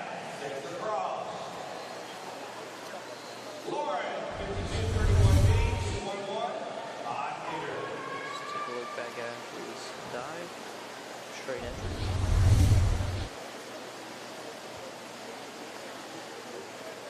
This is Lauren Burrell from the University of Houston with a back 1.5 somersault, half twist. Lauren's last 2 dives, take a look back at here, have been much more consistent than her first 2 dives.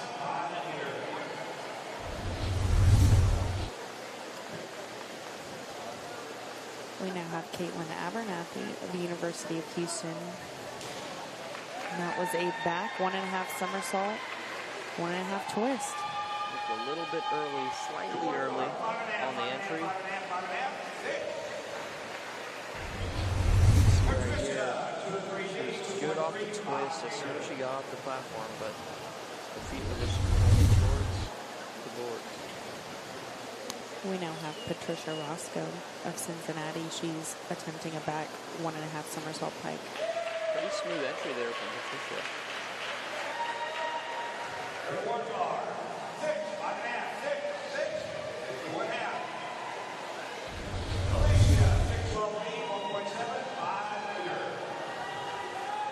Not too tight on that pipe. We have Alicia Boucher now from ECU attempting an arm stand forward 1 somersault pike.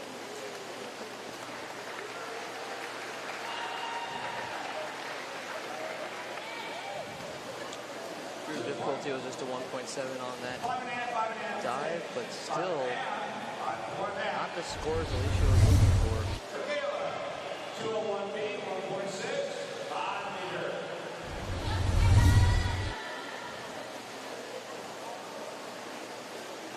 Michaela Bouter, University of Houston, attempting a back dive pike. Very quick off the pike and a great alignment on the entry.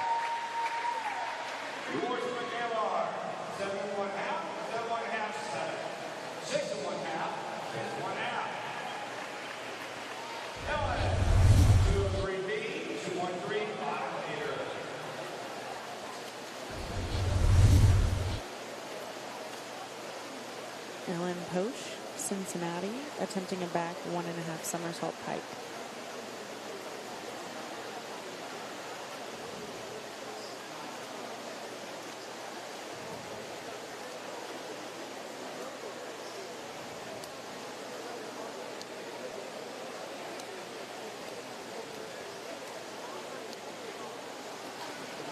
Very tight on the pike. See how that entry looked to the judges. Good average scores.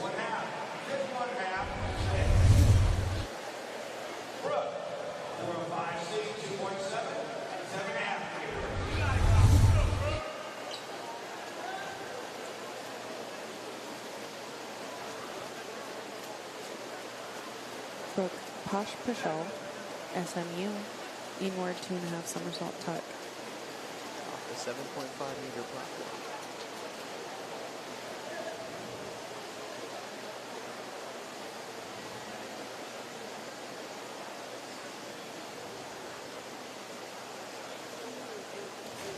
Very quick on the tucks. You can hear Tim Stillson, the head coach for diving, sending those whistles her way. Her teammate from the men's side, Bryce Klein, also cheering her on.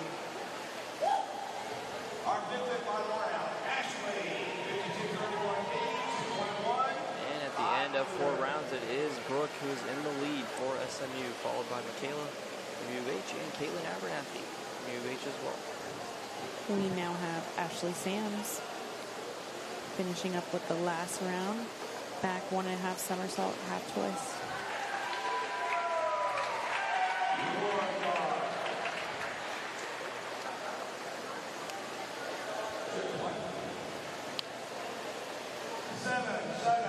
Good scores for Ashley on her last dive of the evening.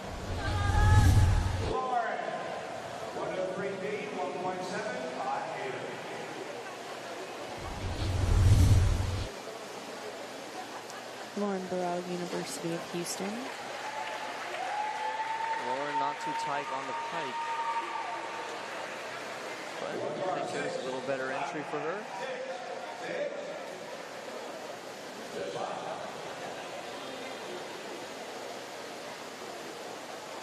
Lauren's been pretty consistent with her scores in the last 3 rounds.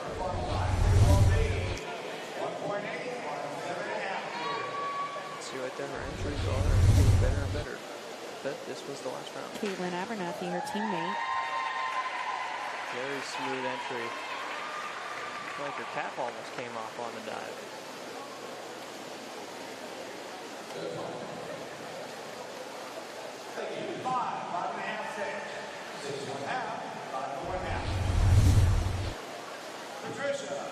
Maybe it wasn't the best start off the arm stand.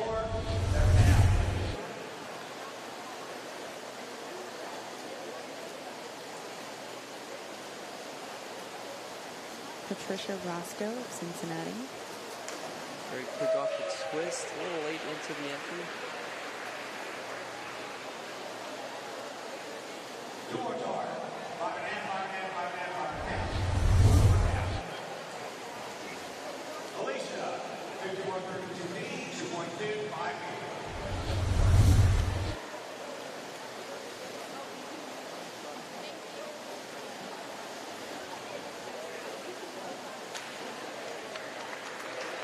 Very smooth entry into the water.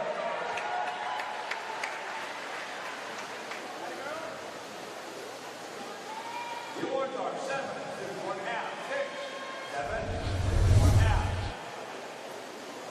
Michaela, 301B, 1.7, 5 meters. Michaela Boutte of University of Houston. Reverse dive pike.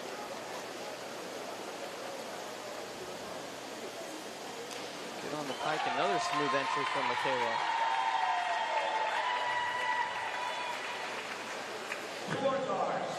Good scores. Those up to 213 for the evening.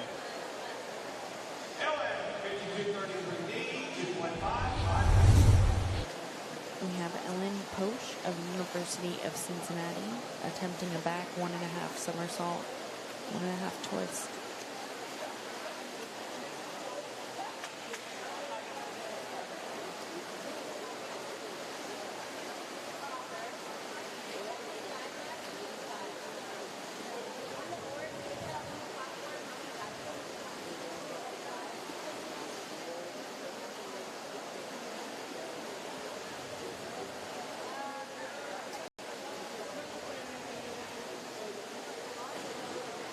Quick on those twists again was Ellen Posch, but the entry.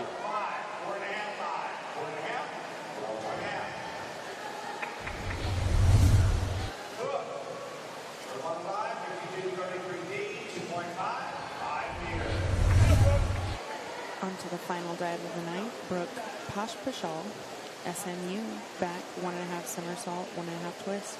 Good dive here, and she will win gold. And that was definitely good enough. By not only the dive, but the reaction from her teammates, and a good dive from Brooke will secure the gold medal for her and SMU. The women's platform diving, followed by Michaela Bowder from Houston, with a total score of 213, and her teammate Caitlin Abernathy, with a total score of 202.80. Great job by the women on the platform diving there.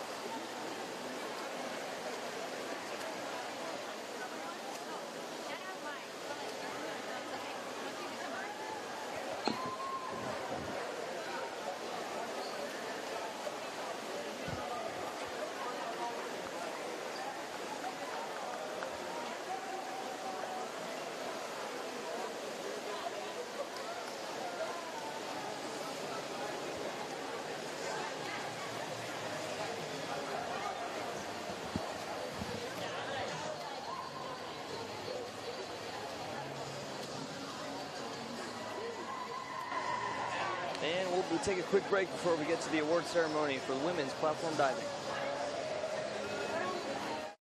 To discover your power, you have to innovate, inspire, be up for the challenge, have the drive to achieve and the vision to transform. To unleash your power, boldly forge ahead to a place where nothing holds you back.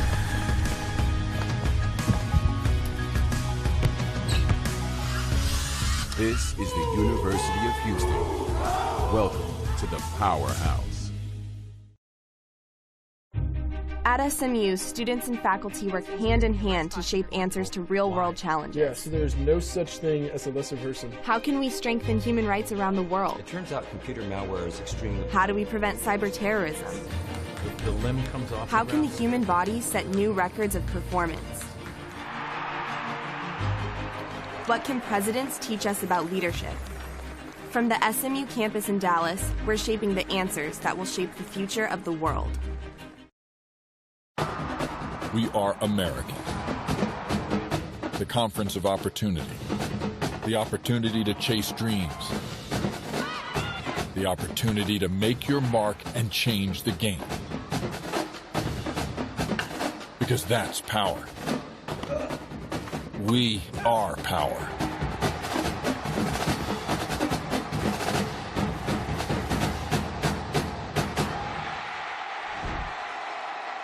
We are back in Houston, just witnessed the women's platform diving event here at the 2017 American Athletic Conference Swimming and Diving Championships. That was the last women's diving event, but later on we will see the men's platform diving, and that will round it out for the diving in the championship meet.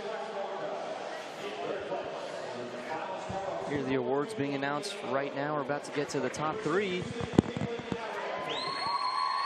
there we go.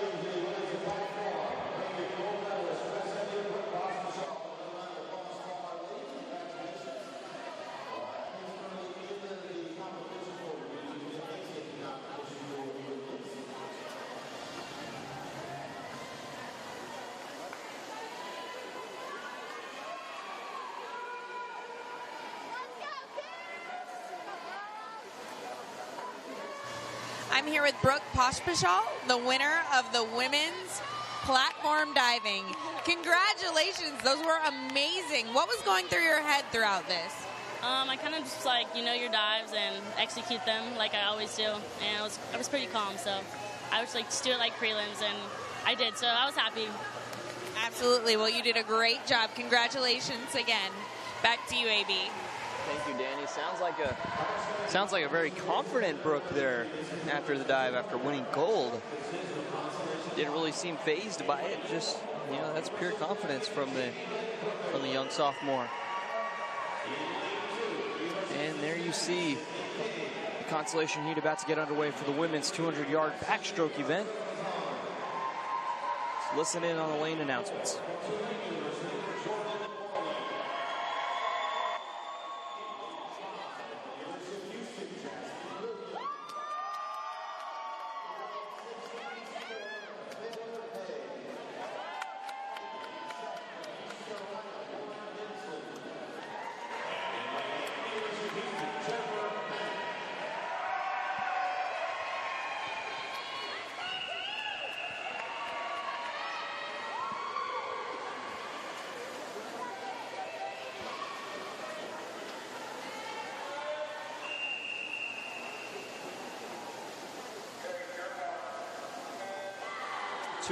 Women 200-yard backstroke consolation heat underway.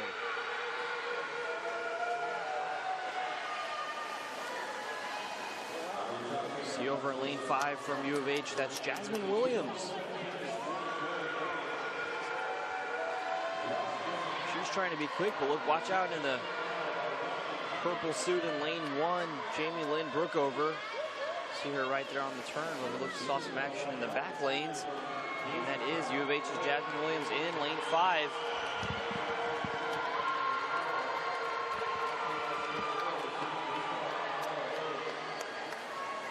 Williams first off the turn. Looks like followed by Cincinnati's Sydney King in lane 2. And Brookover from Connecticut in lane 1. And also in the eighth lane, Jennifer Pennick, sophomore from Houston, making up some ground. Still currently Williams in the 5th lane in the lead. Past the halfway mark now in this race. And it's still Williams, from the senior from Houston. A quick second right now, teammates. SMU, Ursha Bazan, you see her in lane 3. Over in lane 6, Taylor Hay from ECU.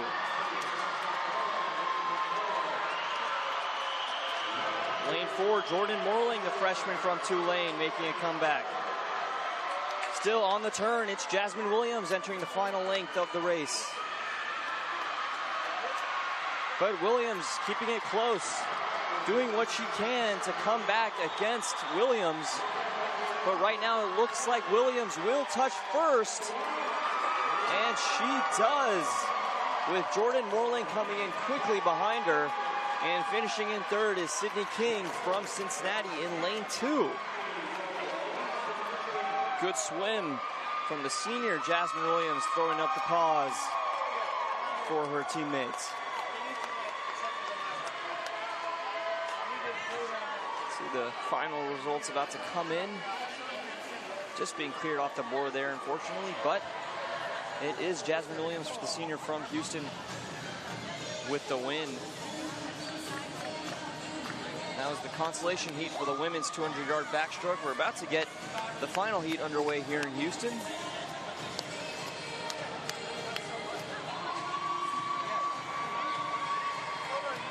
Jasmine Williams, senior, always during the pre-race warm-up, she's always very vocal, one of the most vocal teammates for Houston, cheering her fellow teammates on, getting them pumped up during warm-ups, and I guess even pre-meet gatherings, she's always the one to secure everyone together. So great to see that from the senior. And now we see the final participants in the final heat for the women's 200-yard backstroke event.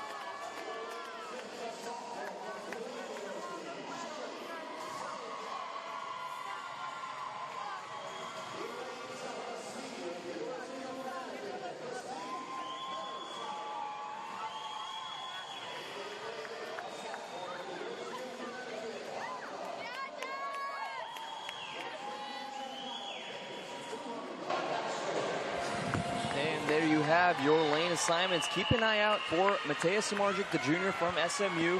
We saw her up on the podium a couple times yesterday. Great swimmer. Dan, you had the pleasure of interviewing her twice yesterday, and also I think on day 2 as well. So absolutely, she's had quite the meet. See the start from the underwater cam there. And there's Matea with the red cap in lane 4. Getting out to a good start. Houston's Eliana Kutsavelli in lane 5. Good underwater from Kutsavelli.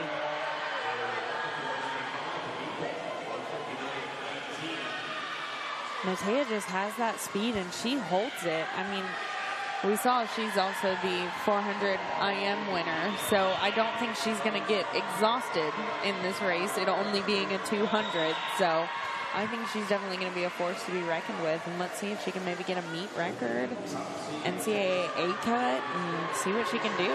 Yeah, a lot of things on the line, not just the championship meet. I mean, right now they're definitely looking for that gold, but you have a good race and you could get a lot more. Absolutely.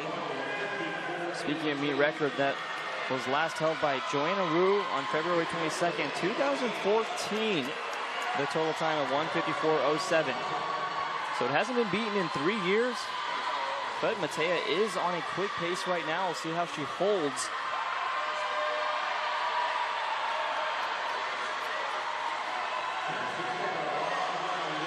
Coming into the final lap now. A good lead, it looks like a body length lead. We'll get a better look at it right now. Yeah, body length lead for Matea. Very strong. Good on the turn, maybe not as quick as she wanted, but it will be enough. Matea Samardzic, the junior from SMU, taking it home in the women's 200-yard backstroke event with a final time of 1:52.69. Danny, she did beat the meet record.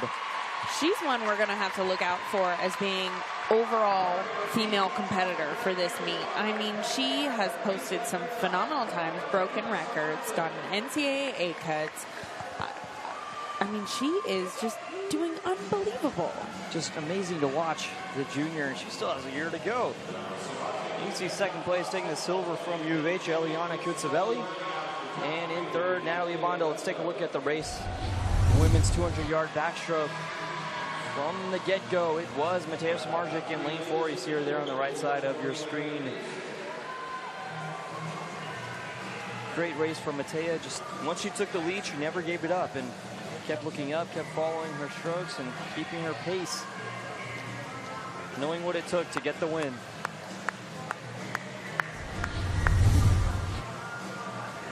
Getting some congratulations from her teammates, and great to see her have another good race here in Houston.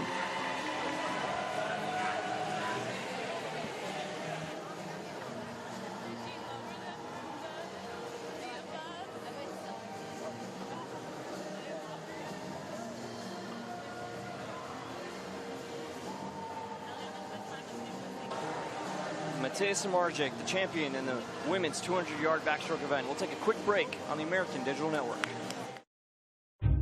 At SMU, students and faculty work hand in hand to shape answers to real-world challenges. Yeah, so there's no such thing as a lesser person. How can we strengthen human rights around the world? It turns out computer malware is extremely... How do we prevent cyber terrorism?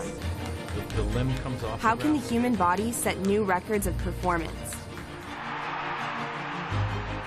What can presidents teach us about leadership? From the SMU campus in Dallas, we're shaping the answers that will shape the future of the world.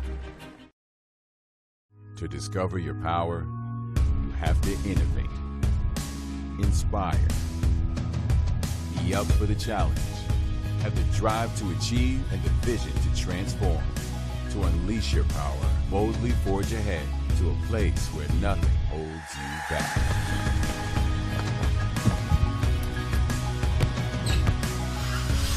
This is the University of Houston. Welcome to the Powerhouse.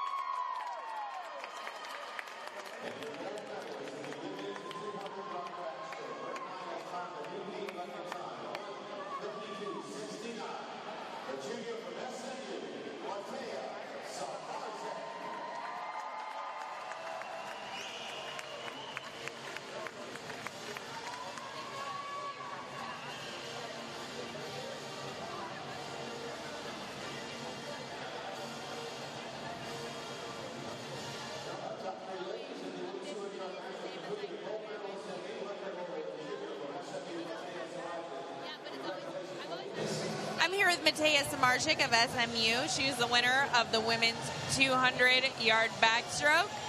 So we've seen you quite a bit here this meet. You were the winner of the 400 IM, the winner of the 100 backstroke last night, and then now the winner of the 200 backstroke. This has been an incredible meet for you. What were your feelings going into this meet, and how do you feel about the results? Well, I'm very pleased with all the results that I swam here, and that is just what hard work represents. Like, I've been working hard, and I think I accomplished my goals. Absolutely. Well, it certainly shows. All your hard work is paying off, and we look forward to seeing you next year. Congratulations again. Great job. Back to you, AB. Thank you, Danny. Matea Samarczyk beating her personal best of 153.54 with a 152.69, beating a meet record as well. And the men's consolation heat, men's 200-yard backstroke about to get underway. 4 swimmers in this race.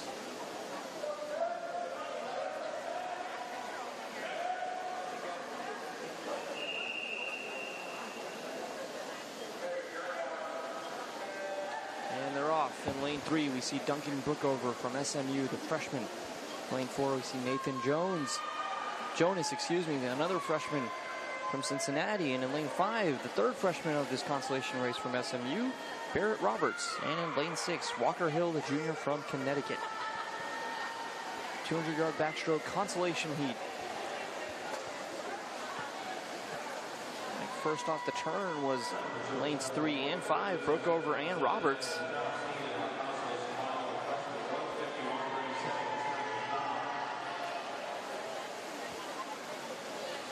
Two teammates almost in synchronization there.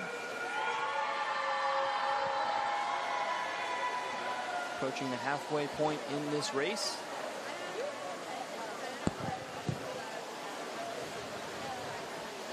Good awareness from Brookover in lane 3. Very quick on those turns, giving him a slight advantage over Nathan Jonas and his teammate Roberts. In a race like this, those underwaters are very important. So as long as he keeps those together, he can definitely have a strong way of keeping that lead. Well, he's through 6 lanes, the last lap underway. It's Duncan Brookover, the freshman from SMU, with the lead, followed by Nathan Jonas in lane 4 and Barrett Roberts in lane 5. At this rate, it looks like they might finish according to their lane assignments. 3 going down to 6. But over in lane 4, Nathan Jonas trying to make a push towards the end, but Brookover will hang on for the first spot. Nathan Jonas getting 2nd, Barrett Roberts with 3rd, and Walker Hill with 4th place. Great job by Brookover. Yeah, it looked like Brookover was borrowing Shanky's cap there, just to avoid any confusion between the swimmers. We've seen that before in before in swimming. It happens all the time, I bet, right, Danny? Absolutely. You're about to go on the blocks, and all of a sudden your cap rips, and you got to steal it off the closest person next to you. Yeah, we saw it in one of the medleys in Rio this year with Michael Phelps. That was a big moment for the swimming world. Absolutely.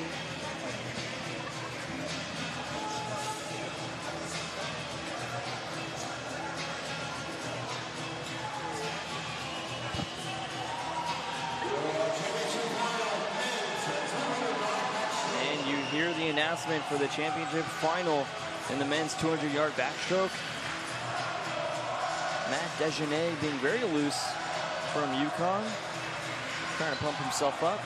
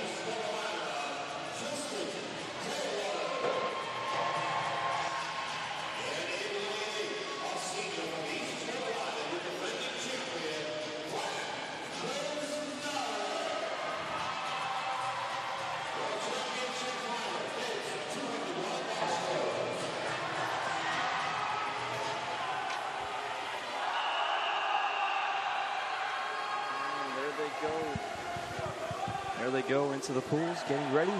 Start things off in the men's 200-yard backstroke final heat.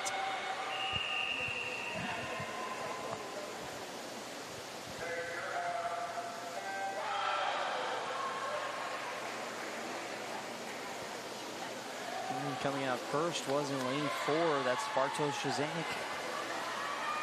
First off the touch there, it's in lane 3. Will Kiersey, the freshman from UConn. He had a great race yesterday.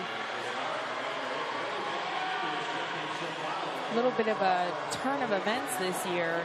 Lane 8, Fran Kazarnik. He's actually the defending champion from last year in this event. Yeah, and coming in with not the quickest prelim time this morning, but can never count out a defending champion. We'll see what happens. Right now it is Will Kiersey in lane 3. Kiersey has been having a great meet as well. He actually won the 100 backstroke yesterday. Yeah, the freshman showing off his talents in the pool. Past the halfway point now, just 3 lengths to go. Good underwaters by Kiersey. Those underwaters can really separate you from your competitors. That's Kiersey first off the touch, and then ECU's Polakowski in lane 5. Pay attention to Fran Kazarnik in lane 8 as well. He's trying to make a push for second right now. Certainly looks close for the second, but for the gold right now, it does look like Will Kiersey will make the push.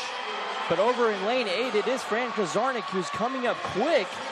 Will Kiersey with the gold medal in the men's 200-yard backstroke. And Bartosz Krzyzanek in lane 4 with the silver, and finishing third with the bronze is Fran Kazarnik from ECU.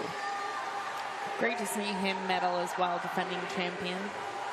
And senior year, so great for him. You see the final results there. Will Kiersey, another gold medal 2 nights in a row for him.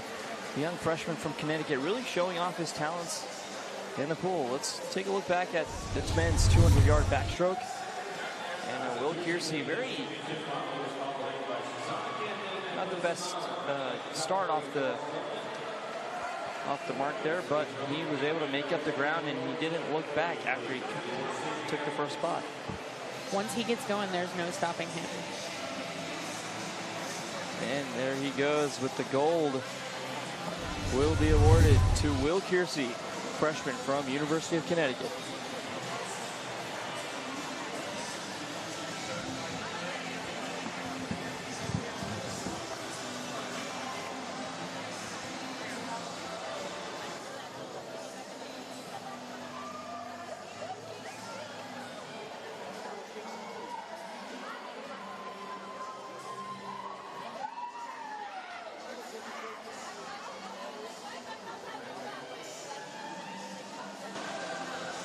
Take a quick break on the American Digital Network. This is a classroom. This is a lab. This is a study break. This is family. This is our backyard. This is UConn.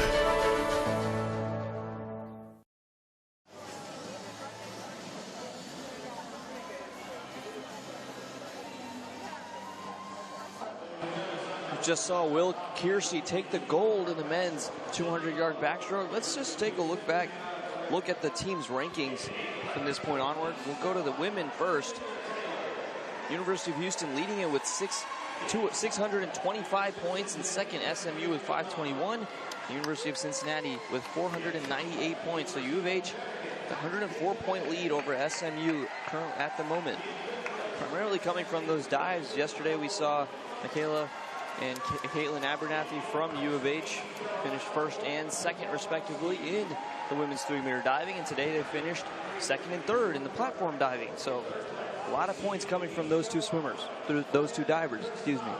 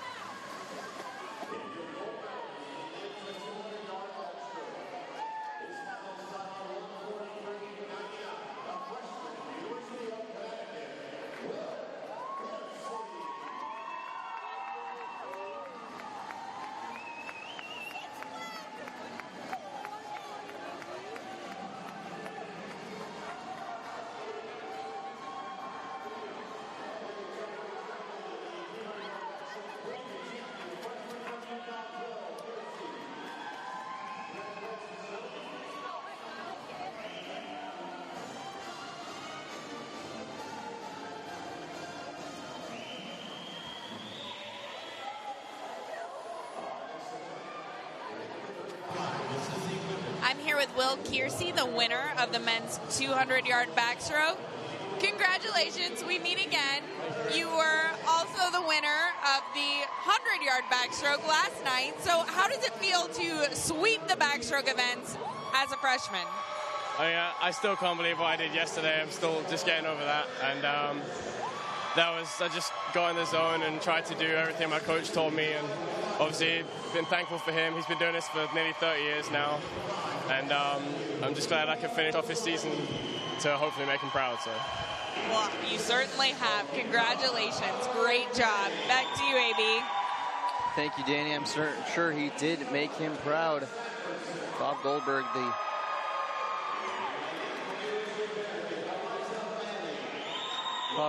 the head coach of UConn. No reason to not be proud of that young man and Will Kiersey. And there you see the women's consolation heat about to get underway for the 100-yard freestyle. That's Paris Zhang in lane 1. Off to a good start. Very quick race, 4 lengths total. Off the turn, they all look like they're in synchronized rhythm right now. See a little bit more separation after this length.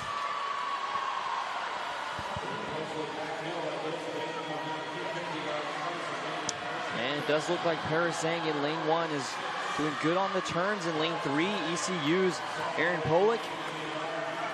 First off that 50 with a 24.28 split.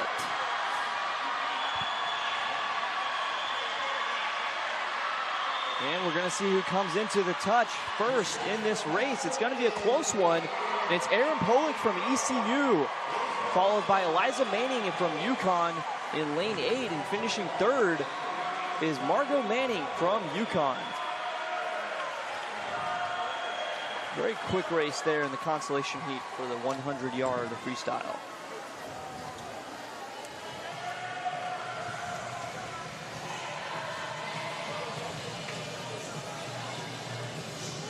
And winning that with a 50.54, Aaron Polick.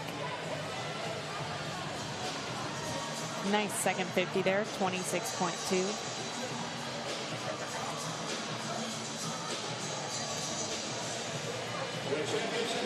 Now we're going to see these girls swim this again because tonight the last event is the 400 freestyle relay. So we definitely will see some more competitive swimming. But right now it is the final heat for the women's 100-yard freestyle. And you see Jacqueline Keir there in lane 5 this time. In lane 4 is Vicky Cunningham. They battled it out during the prelims this morning, separating themselves with 3/100ths of a second. Vicky Cunningham coming in at 49.08 and Jacqueline Keir 49.11. So, Danny, we're expecting a very quick race. We'll see how it plays out in the end. Absolutely. Anything can happen in this 100 free. It's very much like a 50 where all the little mistakes are going to be a big problem. So whoever can have the cleanest race is definitely going to come out on top. Yeah, and Jacqueline Keir, you see her right there. She is the 2-time defending champion in the 100 freestyle, and she'll try to do it again for a 3rd year in a row.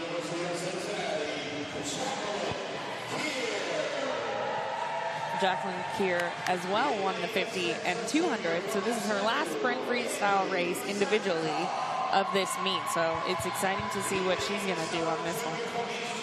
Yeah, definitely, you know, she's already accomplished so much. And that's Keir, senior now from Cincinnati. And she just seems like she has that push for every race. She kind of forgets about all her previous accomplishments, focuses on that one race, and goes all out. Absolutely, each race at a time. And they're about to get on the blocks and get this race underway. Women's 100-yard freestyle. Final heat. Good showing from U of H as well. They have 3 swimmers in this event, so I'm excited to see what they're going to do on the 400 relay. Yeah, and then this race, that's Sinia Yuskova in lane 2, Zarina Brown in lane 3, and Caitlin Horner all the way over in lane 8. Completing their second length, their first lap. Jacqueline Keir taking out with a 23.16. She is moving. Make sure she holds on. I don't think she'll have a problem. And into the last length. You see Keir there swimming quickly. In lane 4, Vicky Cunningham trying to come back, but does not look like it will be enough. Jacqueline Keir. Oh, lightning fast time for Jacqueline Keir, 47.95. Beating her championship meet record once again.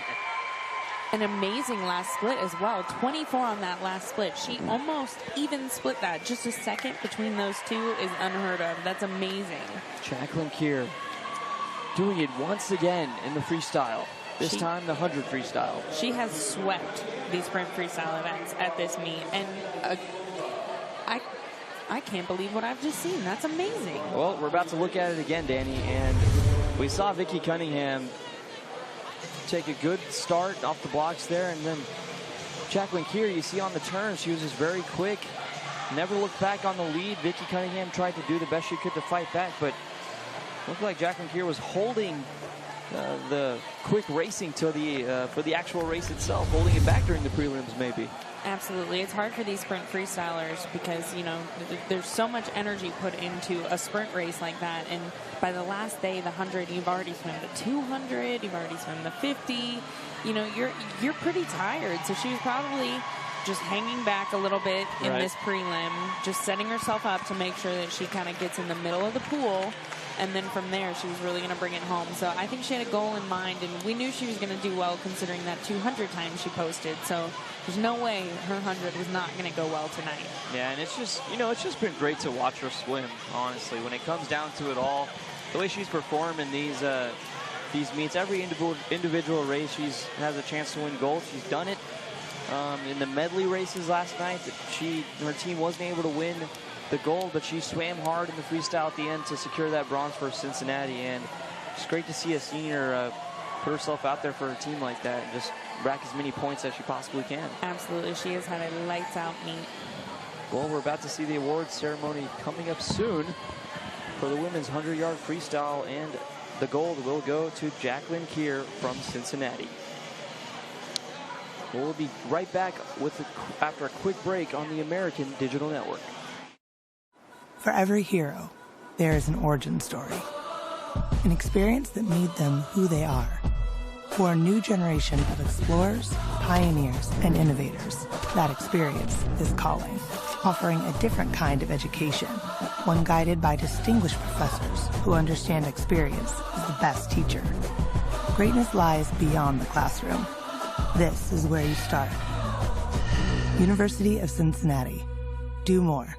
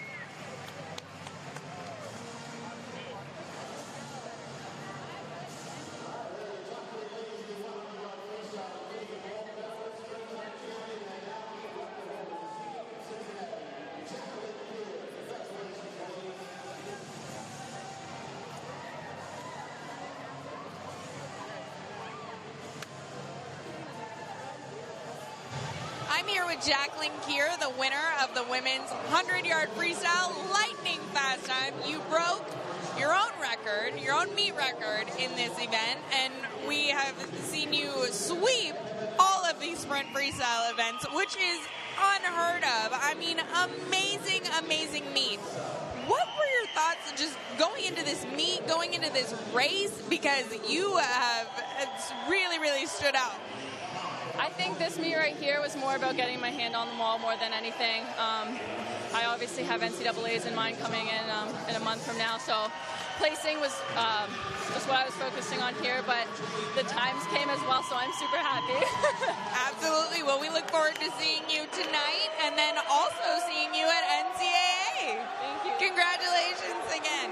Back to you, AB. Awesome. Thank you, Danny. The men's 100-yard freestyle consolation heat about to take place here, but we just can't stop talking about Jacqueline Keir. We'll get to her later on in the broadcast as well, before she swims the freestyle relays in the last women's event of the evening. And the men are off. 100-yard freestyle consolation heat.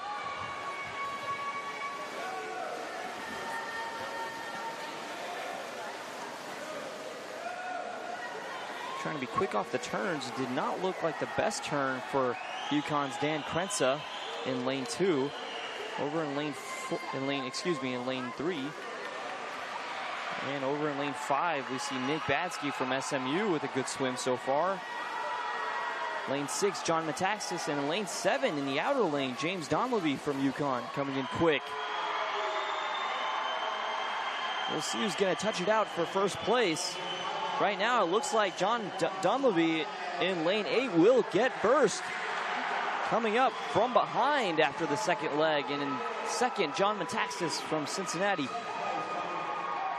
And in third place, Nick Badsky from SMU. They win in reverse there, with the places going from lane 7, 6, and 5.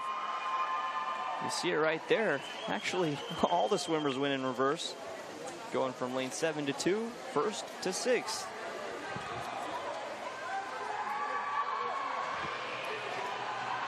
So James Donlevy from UConn, the senior, first place in the consolation heat for the men's 100-yard freestyle.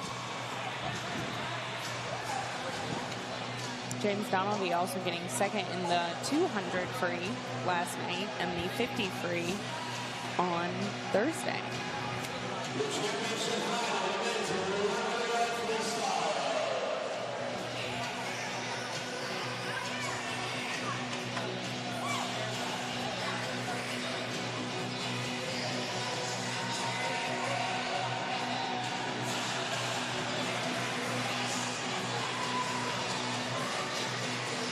While the men come in for the 100-yard freestyle, we'll give you a quick update of the team's ranking. It's ECU with 695 in first, and second SMU is 583.5, and Cincinnati with 576 for the third spot.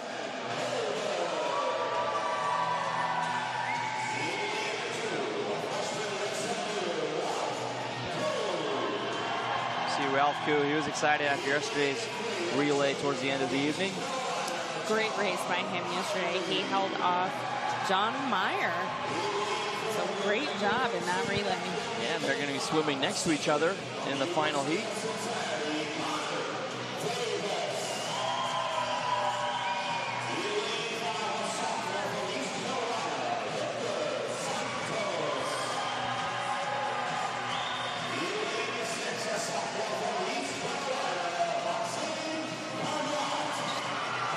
Third swimmer from ECU, you know, and we talked about it before during the beginning of the broadcast. The reason ECU is doing so great in the team rankings is their consistency throughout these events. They might not be getting the gold in all the races, but finishing with the silver or bronze in almost every race we've seen, and that consistency can rack up points. Yes, they certainly have a lot of depth to their program, so great for them, and we've seen it throughout this meet.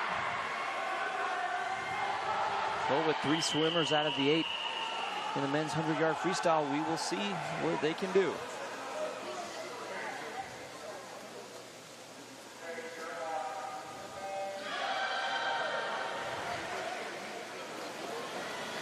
Lane 1, Cincinnati Eaton Holder looked a little bit shaky off that fin with that back foot. Certainly did, and he's not off to the best start. Right now, it looks like John Meyer from ECU is now in first. We'll see who makes the turn. Look over in lane 7. That's Jigo Zerkovnik from SMU.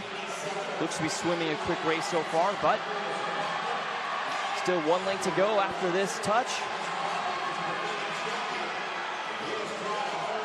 Make sure he can hold on. And here we go, about the last 15 now. Right now in lane 3, it's John Meyer, but over in lane 7, it's Zerkovnik, and who finished first? It was John Meyer from ECU. We knew he was going to come out here with a great race. He has also won the 200 and the 50 the previous 2 nights, so you know he had enough left in the tank because of that 200 that he swam and won, and we knew he had the going out speed because of the 50 that he won. So this is kind of the in-between race, and depending on those 2 races, you can kind of decipher how you're going to do in this event, and he has definitely proved to us that he belonged there and swept all those sprint freestyles. Great for him. Great for him indeed. That's Jigo Zerkovnik finishing with the silver, and Maxime Cadet in third. Let's take a look back at the race. Danny, just some more thoughts on what you saw from not only John Meyer, but also over in lane 7. Jiga Zerkovnik made a great race over there from one of the outer lanes. He definitely had a great race, but the problem is, you know, just that closing speed that John has really, really got Jiga at the end of that, because although he had the speed going out, John was just able to pull through in that last 12 and a half. Yeah, and I guess that's what it takes, how much you can push yourself towards the end of that last race. I mean, towards the end of the race. Absolutely, in any of the sprint freestyles, that last 12 and a half is very, very important, and it's crucial because you're all so close. You want to make sure that you're staying strong, not shortening up your stroke, not looking for that wall, and John Meyer did not do that, and definitely proved to us why he has had such a great meet. I mean, he is giving it his all and doing such a great job. Just a flood of congratulations from his teammates from ECU. Pirates on top. We'll take a quick break on the American Digital Network. When learning creates leaders, ideas are ignited, focus gets sharper, and service connects generations. We commit our expertise to heal, to discover, and to drive our region forward to a brighter tomorrow. East Carolina University. Tomorrow starts here.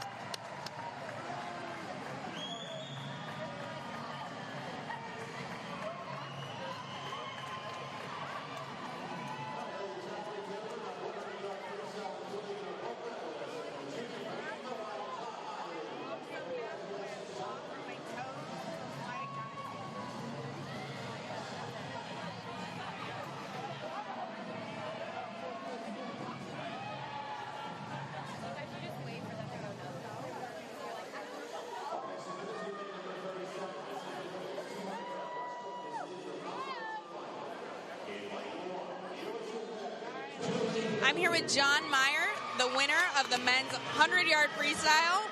We meet again. You were here. You won the 50. You won the 200. How did that get you excited for this 100 tonight? I mean, when you win the 50, you know you have the front end speed, and then felt really good in the 200 last night, so just had to put them together and make a good race in between for the 100. Well, you certainly did. Congratulations again. This has been a great meet for you. Thank you very much. Awesome job. Back to you, AB. Thank you, Danny. We had to see the women's 200-yard breaststroke consolation race.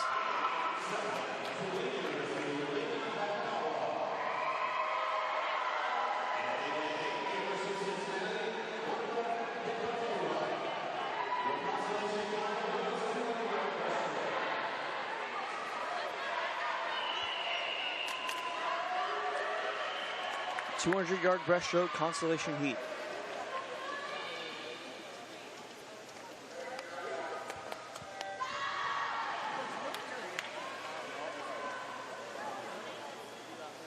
Looks like a good start over in lane 3. Cameron Balcom from Houston.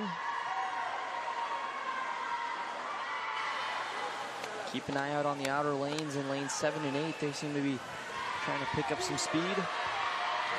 Still early in this race, the women's 200-yard backstroke consolation. Yeah, they definitely want to make sure they pace themselves on this breaststroke.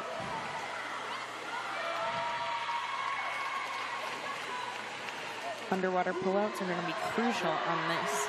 Save a little bit of energy for them. And right now in the lead off the turn, it's Cameron Balcom, senior from Houston.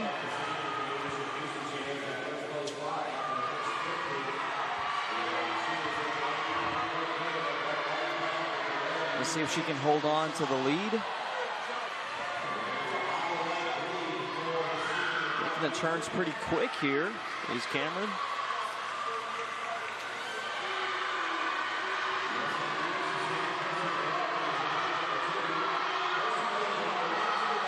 See her teammate over in lane 6, Maria Jimenez-Pion.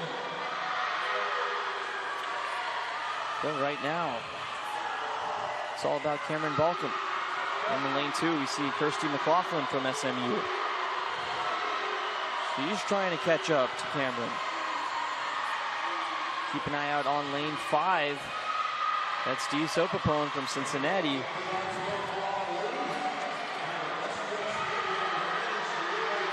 Got there through 6 lengths. This is where it starts to pick up.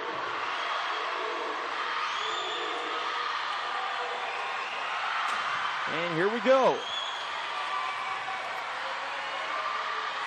Right now, Houston's Cameron Balcom in lane 3, but SMU in lane 2. Kirsty McLaughlin coming up quick in the last 25. She's got to pull through this last 12 and a half. And it looked like Cameron will make the touch first, followed by Kirsty McLaughlin and Dee Sopapone for third. Great job by Cameron.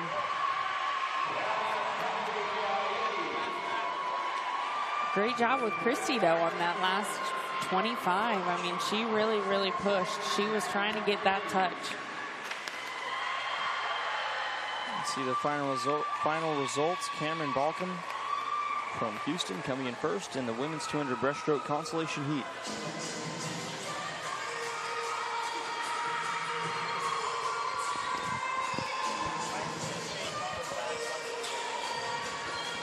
Seen a strong showing in the strokes in this past year from Houston, doing a great job. Yeah, and we'll see them in the final about to come up. 3 swimmers from Houston participating in that event.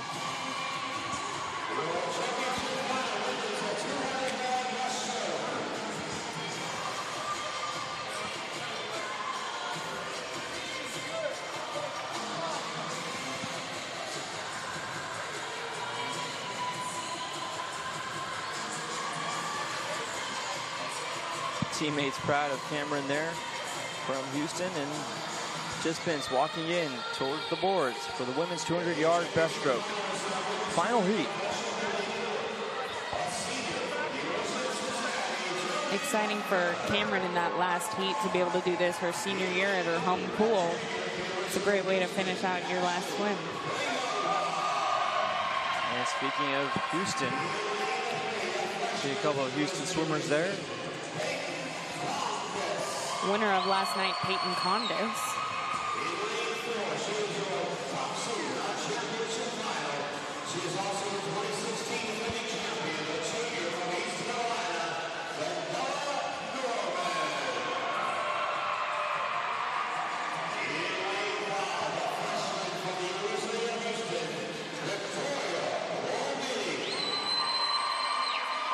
Victoria Robeek from Houston, the freshman.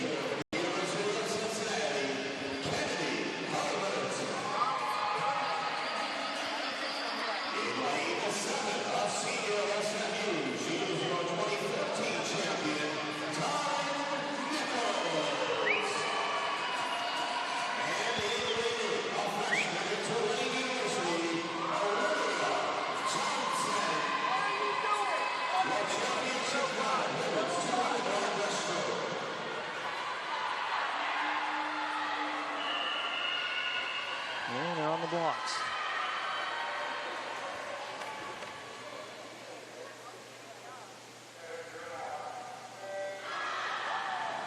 All right. Into the pool, not the best start for Peyton Condis. Looked a little late off the jump.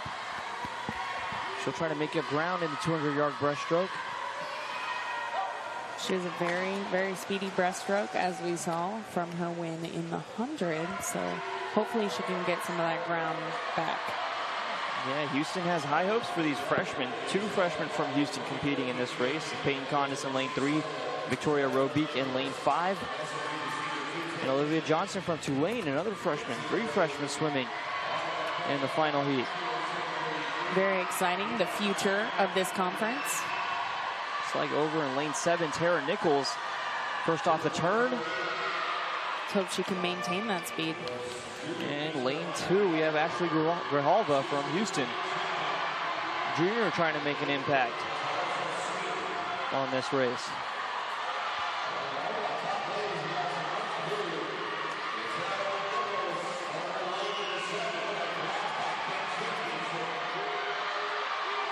And still we see SMU's Tara Nichols in lane 7 with the lead. You see in the center of the screen before Vendela Norman. You see her again on the turn. She's in the 2nd spot. In 3rd right now in the 2nd lane, Grijalva from Houston.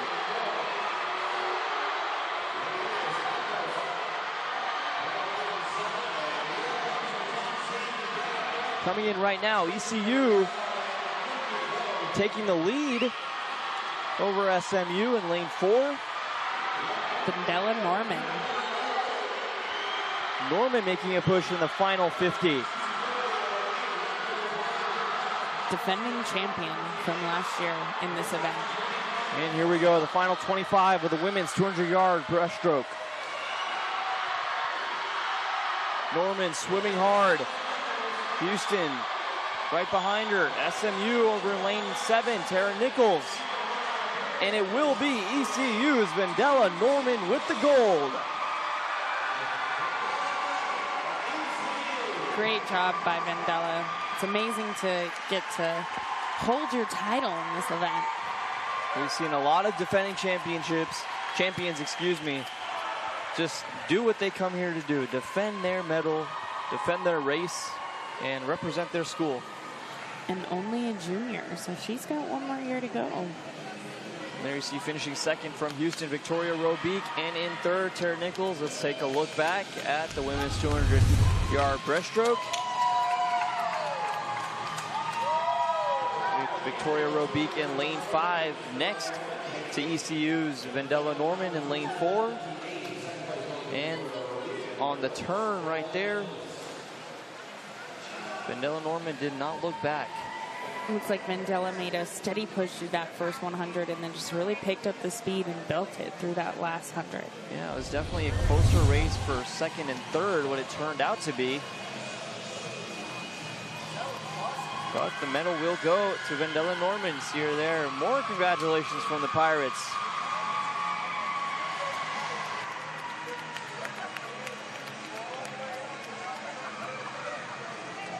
Great race by Vendela Norman. We'll take a quick break on the American Digital Network. We are American. The conference of opportunity. The opportunity to chase dreams. The opportunity to make your mark and change the game. Because that's power. We are power.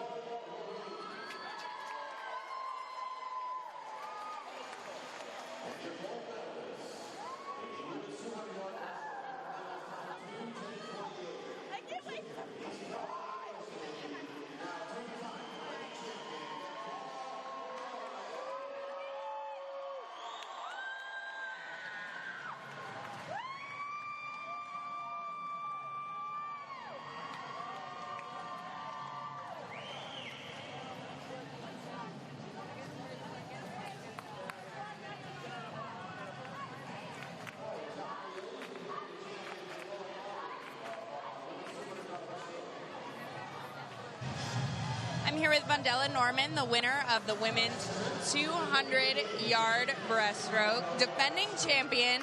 Congratulations. What were your thoughts going into that race? I'm not thinking much. It hurts pretty bad, but just gonna swim. Absolutely. Well, you did a great job. Congratulations again, defending your title. Awesome job. Back to you, AB. Thank you, Danny. Before the men's version of the race begins, let's take a quick look at the women's team's ranking. University of Houston increasing their lead by a big margin. They're at 726 points, followed by SMU in the second place with 581 points. In third currently is University of Cincinnati with 566. That's the women's team's ranking through event 37. Still have a few more events left for the women. They're going to try to, make an impact, but Houston right now with a big lead. They'll try to hold on to it. Right now we'll see the men's 200-yard breaststroke consolation heat about to begin.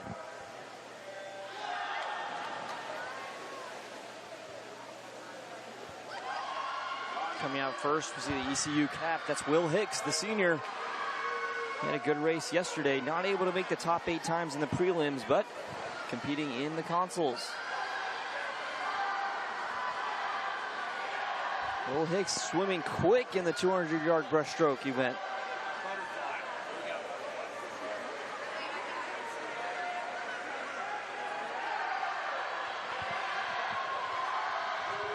Will Hicks already separating himself from the field in lane 4.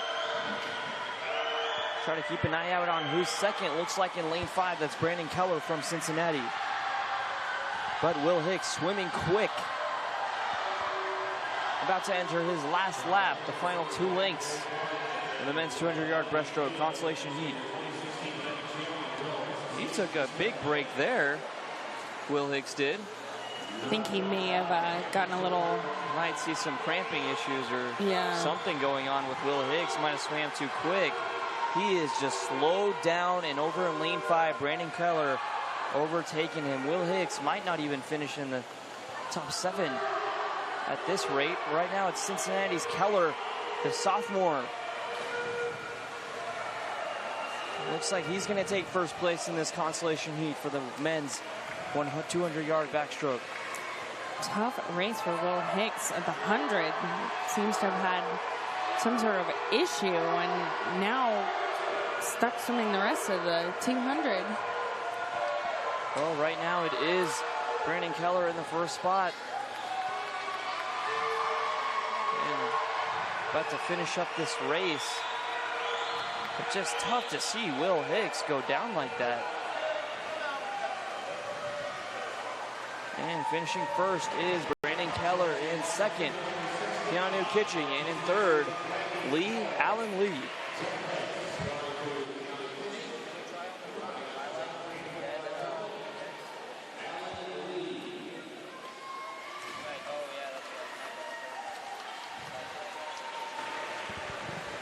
Well, we see the final results coming in there. Brandon Keller from Cincinnati finishing first.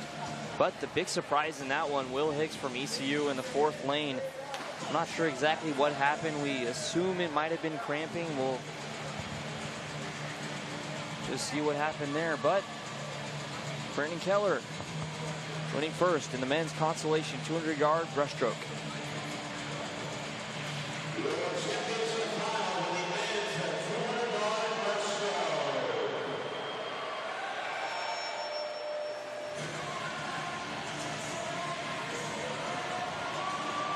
And now about to move on over to the final heat for the same event, the men's 200-yard breaststroke.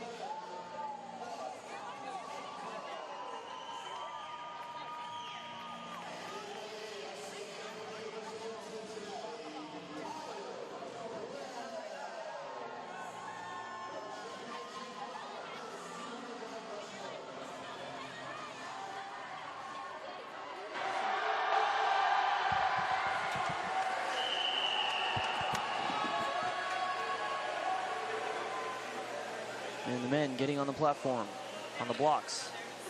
Ready to go in the 200-yard breaststroke. Looks like in lane 5, Earl Craven seemed to have had a little issue with the fin on the block, and while everyone was standing up there, he was kind of messing with it, so hopefully that doesn't mess with him at all. Yeah, well, he's off to a good start over there in lane 5.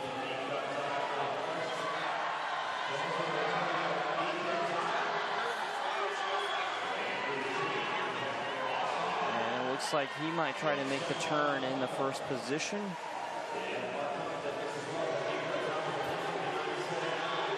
$200-yard breaststroke, final heat. Right now in lane 3, that's Zachary Hostifer. First off the turn. Approaching the halfway point in this race.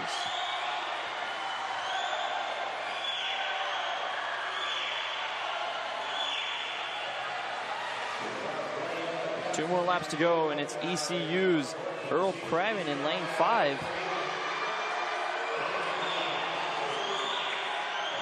Swimming quick, but they're staying close to each other. That's SMU's Ronan Farr in lane 4.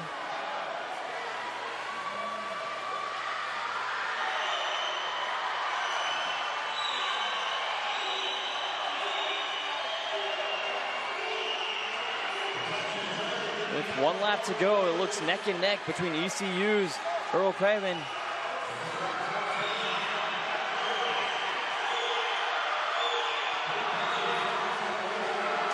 Great race by these two, neck and neck.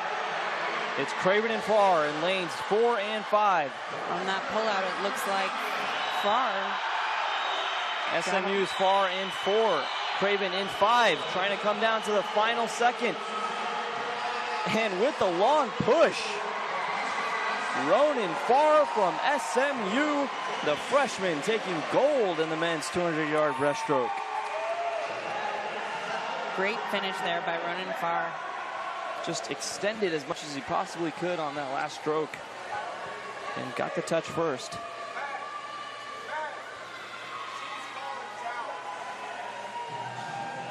Great race by the freshman. See the final standings there. Earl Craven from ECU finishing 2nd. And in 3rd, Mark Hunter. Let's take a look at the replay of the men's 200-yard breaststroke. Another freshman winning gold today. We saw Will Kiersey doing a great job just a couple races ago, and now we see this young man, Ronan Farr from SMU. As we've been saying, great showing by the freshmen at this meet. It's very exciting to see what they're going to do as far as this conference goes. You know, it's a younger conference, and it's exciting to see these freshmen making their mark. Yeah, definitely refreshing pace for the freshmen, just earning their marks on the team, you know, and I'm sure that builds credibility in the locker room as well. Absolutely. And while we're gonna, before we go to break, let's just quickly look at the men's teams totals. We keep mentioning ECU and their consistency. They're still in first spot with 789 points. SMU with 662.5. And University of Cincinnati with 658 points. So close between 2nd and 3rd right now, but ECU still out front with 789 points. We'll take a quick break on the American Digital Network. At SMU, students and faculty work hand in hand to shape answers to real-world challenges. Yes, there's no such thing as a lesser person. How can we strengthen human rights around the world? It turns out computer malware is extremely... How do we prevent cyber terrorism? The limb comes off. How can the human body set new records of performance? What can presidents teach us about leadership? From the SMU campus in Dallas, we're shaping the answers that will shape the future of the world.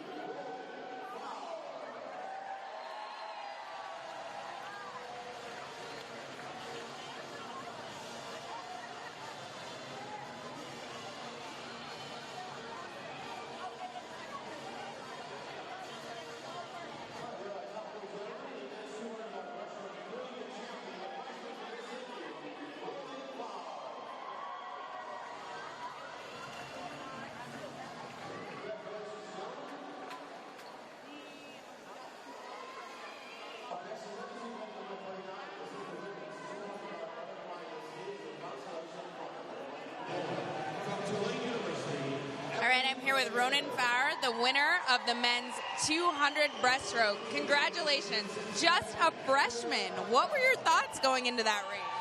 That I gotta be the best I can do and go as far as possible. Absolutely. Well, you did a great job. It was a pleasure watching you, and we look forward to seeing you throughout the next 3 years. Congratulations. Back to you. Thank you, Danny. We're about to watch the 200-yard butterfly consolation heat for the women's side.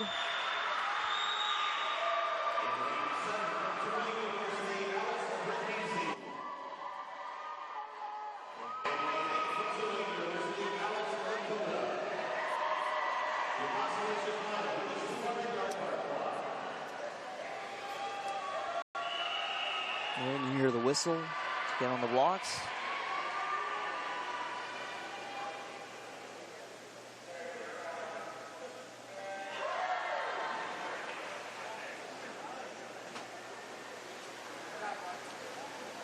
Quick over in lane, looks like around lane 5 right now. That's ECU's Victoria Gillette.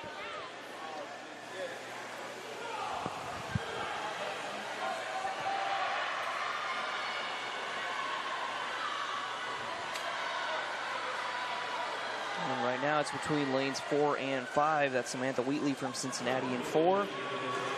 In lane 5, Victoria Gillette, the freshman from ECU.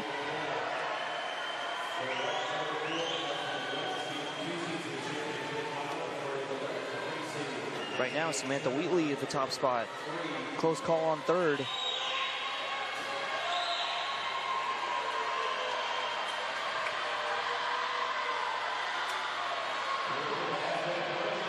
And Danny, it is still Samantha Wheatley in the 4th lane. She is doing a great job there, holding everyone off. Great turns, great underwaters. She just needs to keep this consistent throughout the rest of this race. She also finishes it off. ECU's Victoria Gillette trying to make a comeback. She was leading towards the beginning of this race.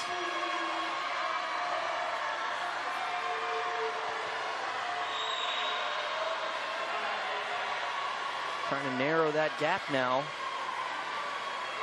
And the last lap for the women's 200-yard butterfly consolation heat. This is a tough race. Great job by these girls.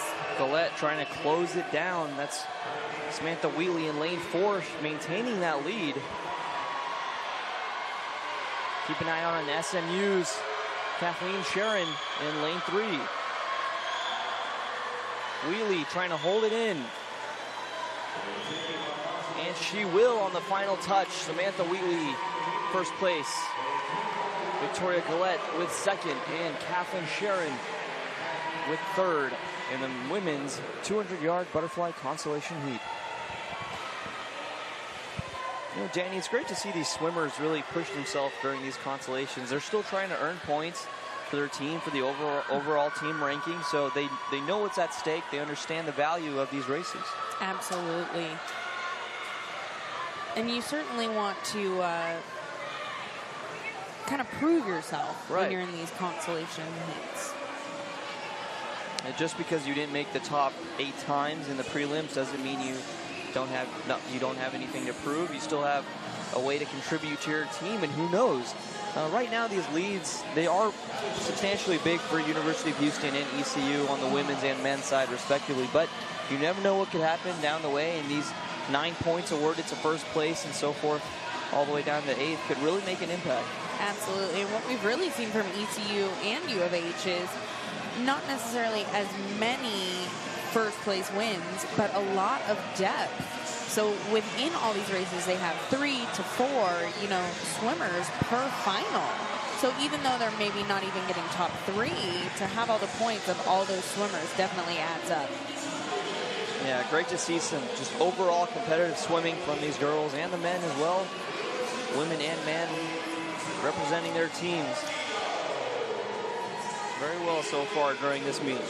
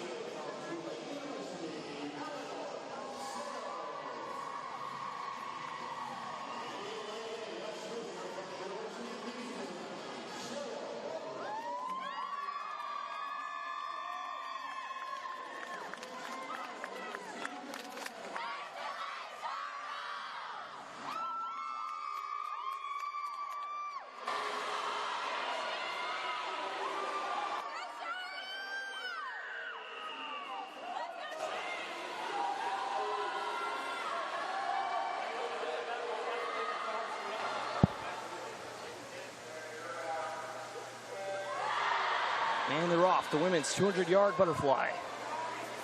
Final heat.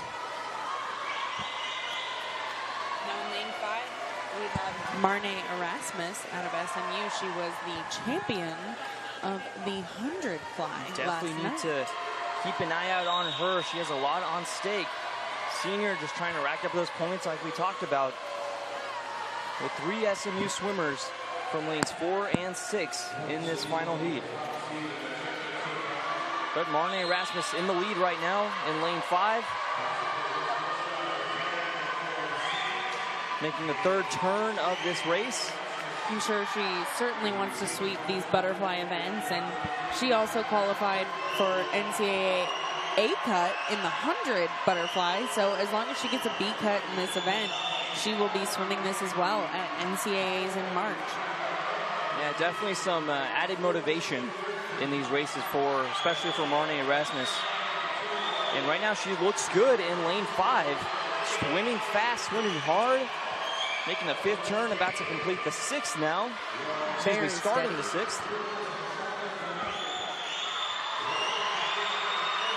There we go, a close-up of Marne. Swimming hard, swimming fast. Entering the last lap. Looked a little tired off that turn. Hopefully she can hold it on this last 50. Yeah, we'll see what comes up, or who comes up rather. See some movement from the last lanes. She's got a good lead, but she needs to keep it going. See her teammate Anna Cheeseborough in lane 4. In 2nd, she'll try to catch up to Marne, but Marne looks good halfway through. She's coming in strong. And she will do it. Getting the gold in the women's 200-yard butterfly is Marne Erasmus.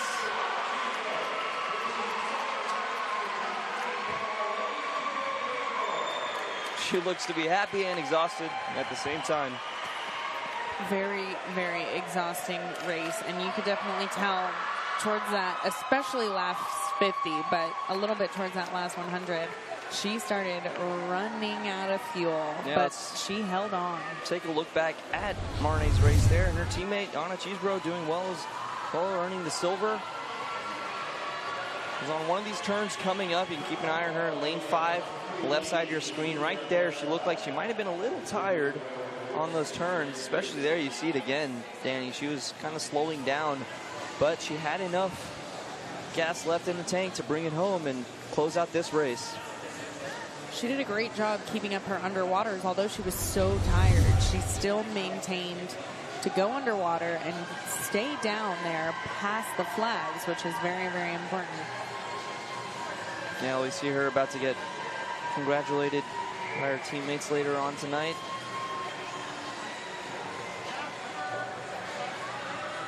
Great to see her have another race, another great race.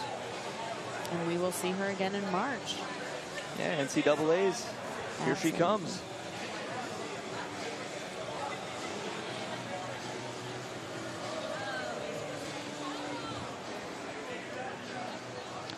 Marne Erasmus with the gold in the women's 200-yard butterfly. We'll take a quick break on the American Digital Network.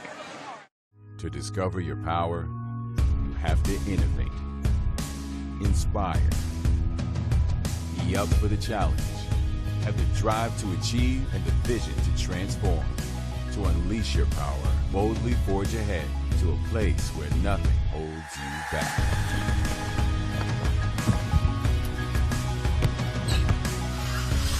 This is the University of Houston.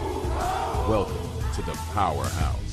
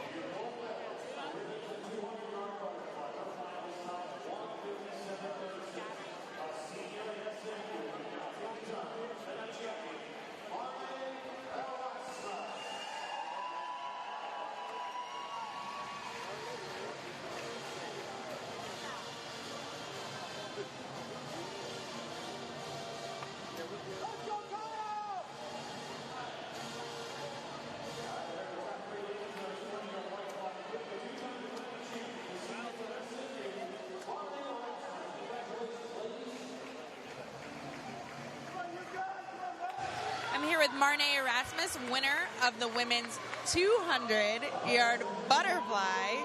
Congratulations. We also saw you last night, winner of the 100 butterfly and defending champion in that 4 times, defending champion in this 2 times. What were your thoughts going into this race after yesterday's performance? After yesterday, I think I was just so happy with the 100. I just wanted to come in today on some of the 200 and really have fun. And I was so tired today, so I'm really happy that I was able to do that time. It was my last race at conference, so that's it for me with my team, and now it's just NCAAs with one other teammate, and so I hope that will be really good as well. I can imagine it will. Well, we look forward to seeing you at NCAAs, and congratulations again. Great meet. Back to you. Thanks, Danny. What a great way to end her collegiate career, at least with SMU, with her team, finishing it off in style. Here we go with the men's 200-yard butterfly consolation heat.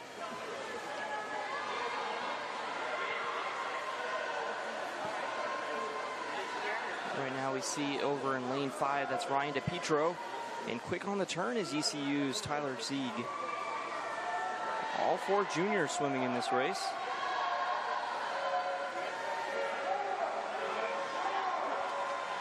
Ryan DePietro quick on the turns. But right now it's between lanes 3, 4, and 5. Pat Cavanaugh in lane 6 slowing down a little bit. Ryan DePietro with the lead, it looked like, but Tyler Zieg quicker on the turn.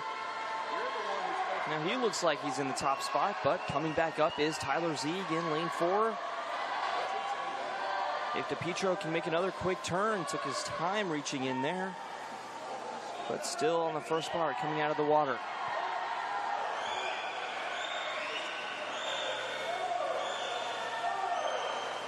And here we go again.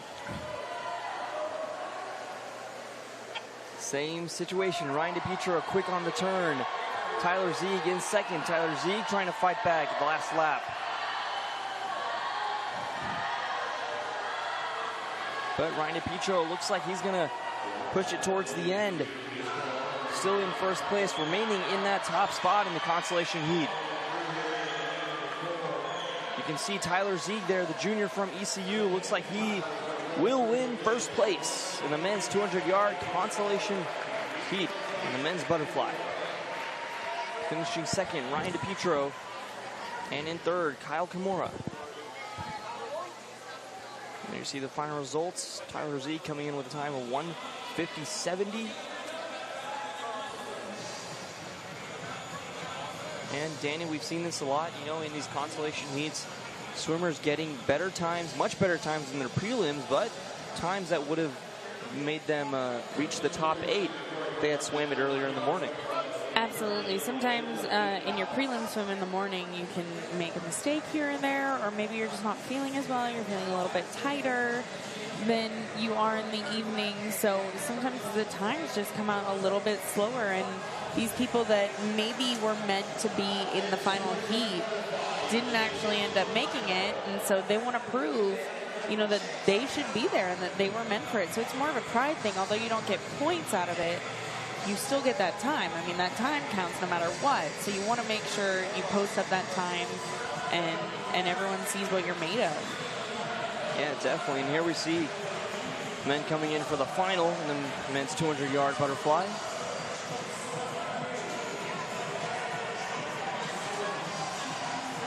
Keeping an eye out in lane 4, Jonathan Gomez, junior from SMU. Jonathan, who has had an outstanding meet. I mean, incredible job. So excited to see what he can do. Out in lane 4, ranked first as of now. And by about 2 seconds. Definitely might see a tight race depending on how lanes 5 and 3 and the rest of them all end up swimming. They might swim a quicker time than their prelim, like we just said earlier.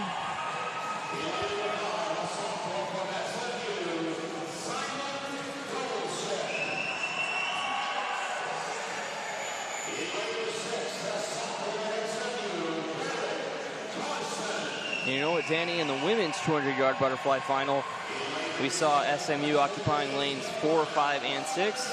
Same thing in this race, 4, 5, and 6. Jonathan Gomez, Simon Golchek, and Garrett Carson, all from SMU. A lot of depth in these butterflies for SMU.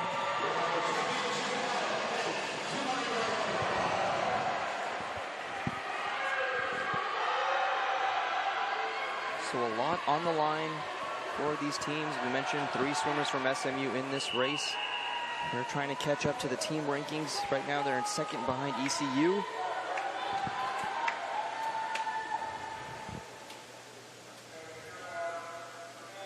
And they're off.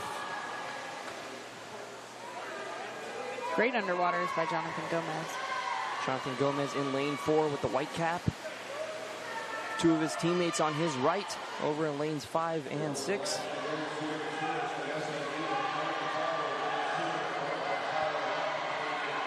Right now, Gomez in front off the second turn after the first lap.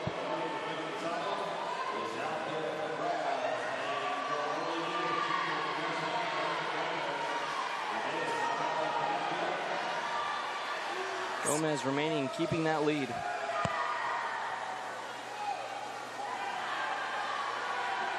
Just outstanding meet, and he also won the 500 free, so we all know he has the endurance for this race. This is probably a walk in the park to him after that 500, and also after the 400 IM.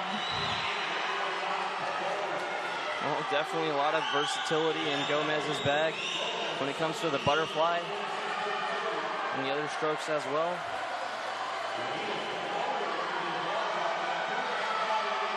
Right now leading, Jonathan Gomez, and second looks like his teammate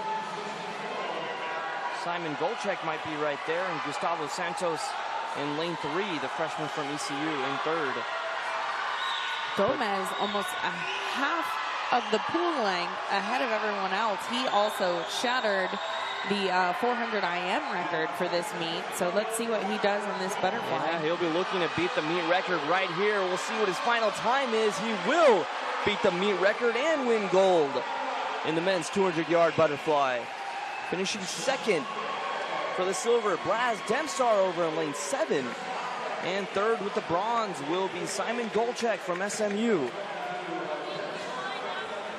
2 meet records by Jonathan Gomez. Wow, you see the final standings there. I mean, they're just beating these meet records, not by slight margins. This was close to 3 seconds there.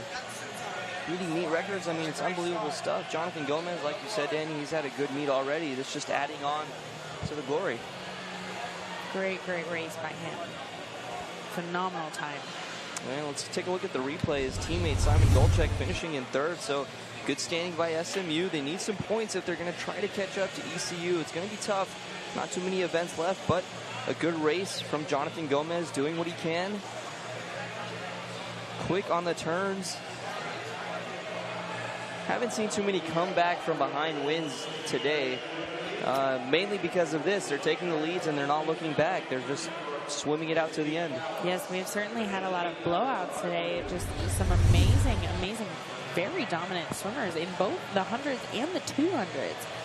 So amazing to watch. And with SMU, now don't forget they have Bryce Klein coming up on the diving. And also for the men, they have pretty much won all the relays. They have been very dominant on the relays, and we're going to get to it pretty soon after the award ceremony here, but we're going to take a quick break on the American Digital Network.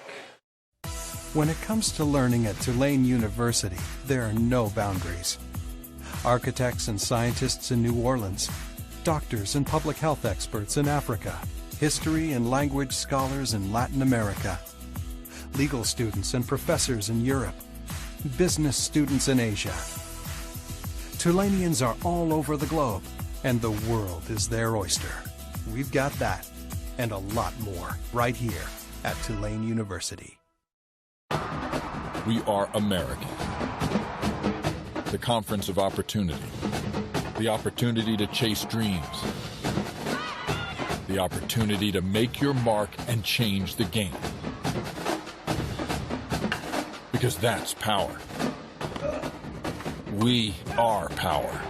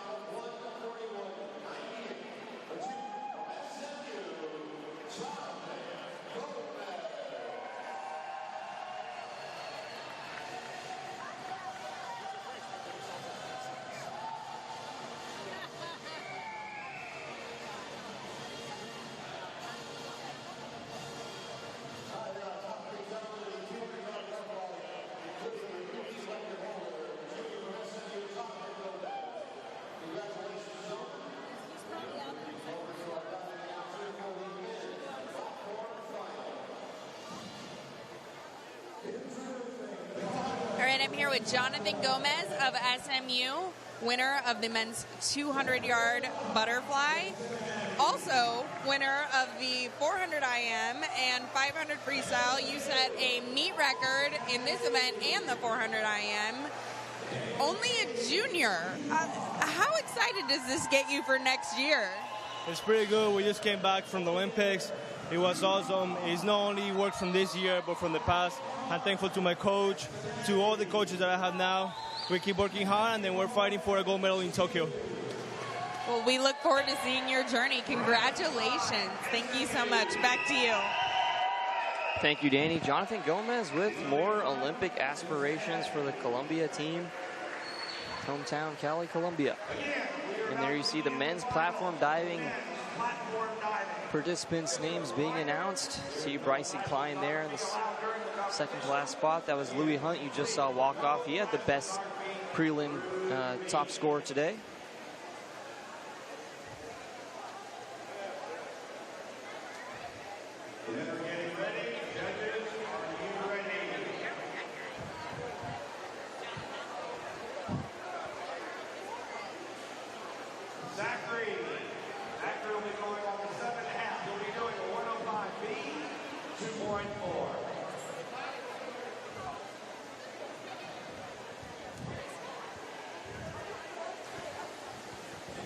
We're here with the first round of men's platform diving with Zachary Wolcott of Cincinnati attempting a forward 2.5 somersault pike.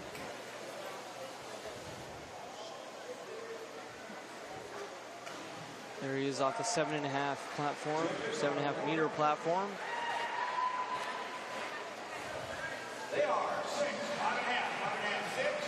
Pretty good average scores for his first round. Let's take a look back at it.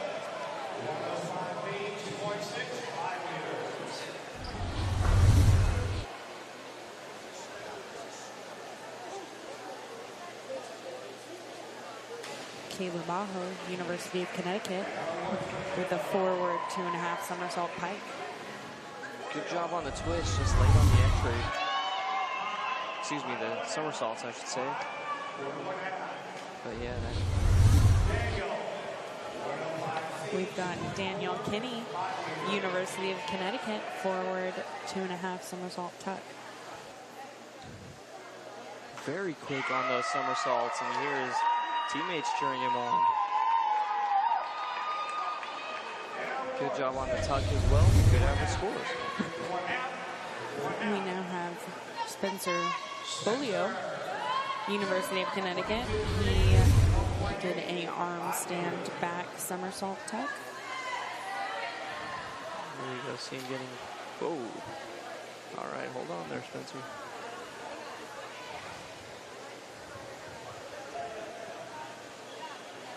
Looks like it's all part of his routine.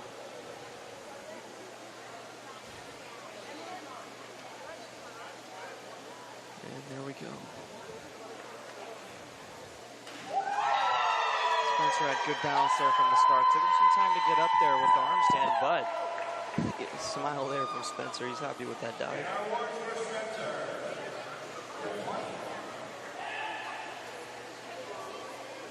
And we're just waiting on the scores from the judges. And 31.5 to start things off.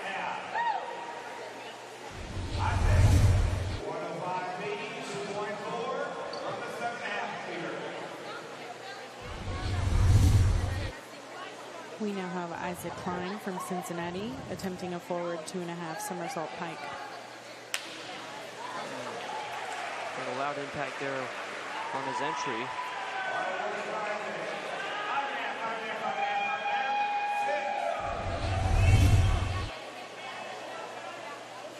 His feet not as pointed out as they should be on the pike. Here we have Matthew Mullen of ECU attempting an inward 1.5 somersault tuck. He's off the 5-meter platform. Matthew, 403C, 2.2, 5 meter. He's pretty relaxed. His first dive of the evening.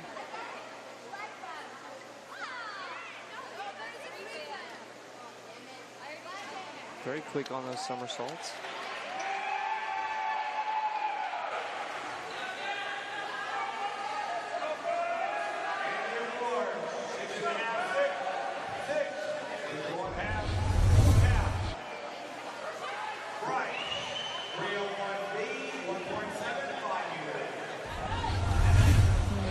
Now we have Bryce Klein from SMU attempting a reverse dive pike.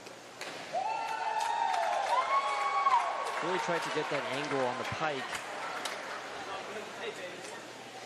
Oh, Bryce looking at his feet there, slapping it in the water. I think he knows what the issue might have been with that dive.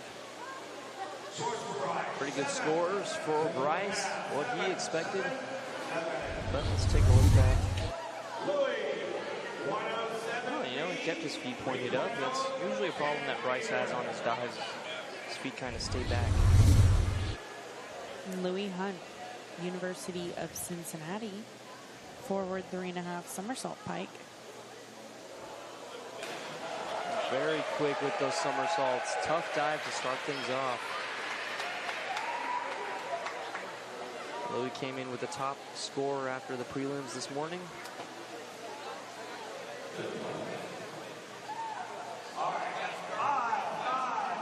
And he's currently in a tie for second after the first round.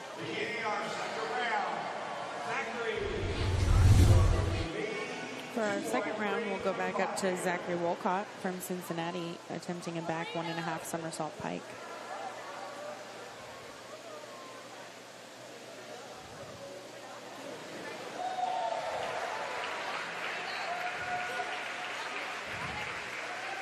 .3 on the difficulty scale.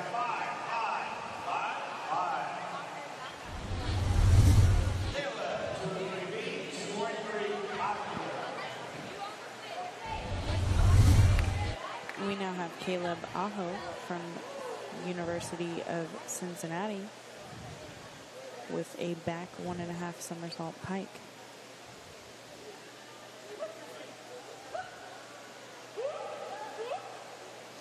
Caleb from UConn trying to get tighter on that pike there. 2.3 on the difficulty scale. The scores are 4.5, 4.5, 4.5, 4.5, 5. Daniel, 205C, 3.0. We now have Daniel Kinney from the University of Connecticut attempting a back 2.5 somersault tuck.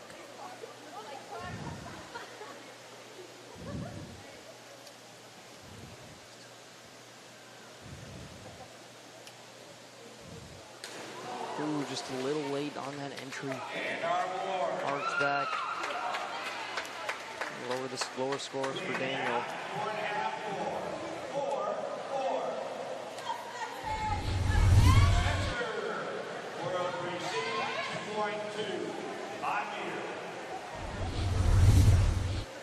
We now have Spencer Bolio from the University of Connecticut attempting an inward 1.5 somersault tuck.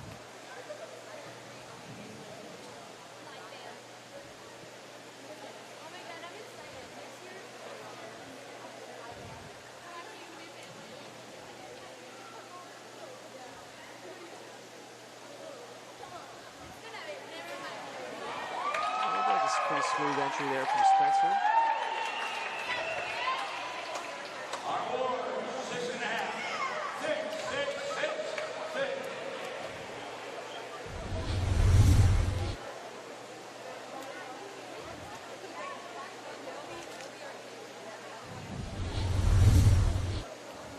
Isaac Karn, University of Cincinnati, attempting an inward 2.5 somersault tuck. 2.7 on the difficulty scale. He's off to 7.5 meter.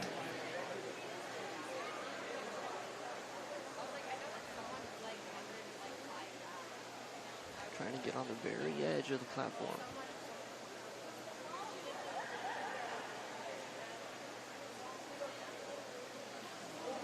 That was very close to the edge of the platform. Might have heard some ooze there as soon as he took off.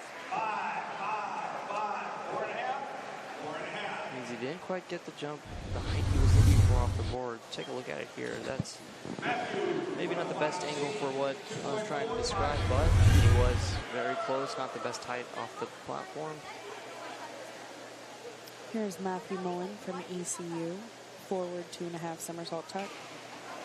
Just a bit better on that entry there from Matthew. Getting that good jump is very important.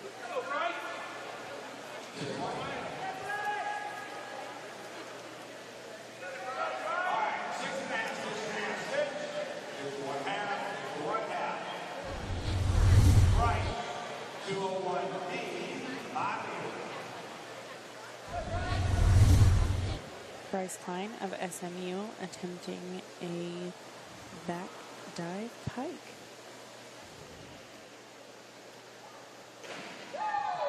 Very straight on that entry. Great alignment, tried to rip it. And scores not as good as what Bryce wanted. Looked like he had a nod of approval there, not sure. But his first score was 35.7. This one's just slightly below that. We now have Louis Hunt from the University of Cincinnati.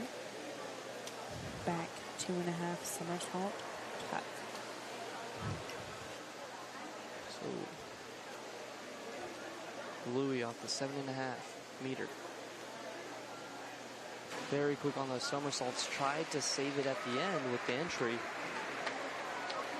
But he was quick, but that entry is going to hurt him. And Louis Hunt.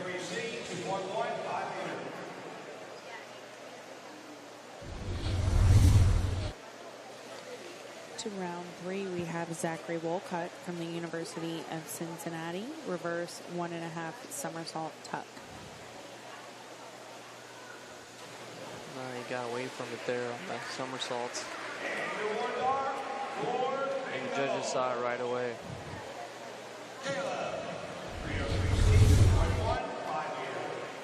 And you see it right there.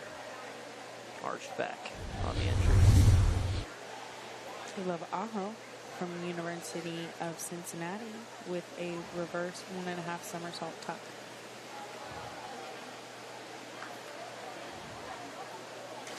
Oh, just fell back again on that one was Caleb. Really gonna hurt those entrances. We saw 2 in a row like that for these two swimmers. Trying to start off round 3 in a good way. Not the case.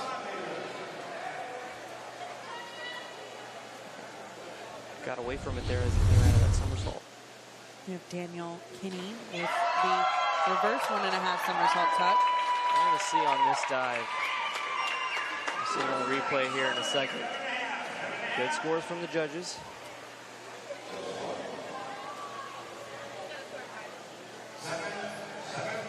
Yep, good scores, 46.20. Quickly take a look at that dive. Notice halfway through, right when he jumps out right there, that's what the judges are looking for, if he can transition from those somersaults and move into the dive. We have Spencer Bulio from the University of Connecticut with a reverse dive tuck.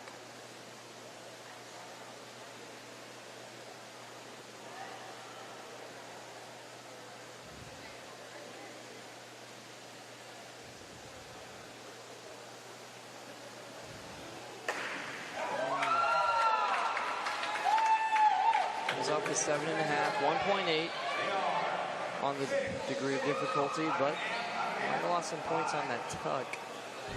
See what happened. Man, those legs never really straightened out when he needed them to. Weren't up against the chest, and that's going to hurt. We now have Isaac Karn from Cincinnati attempting an arm stand forward somersault pike. Being very quick with that arm stand, and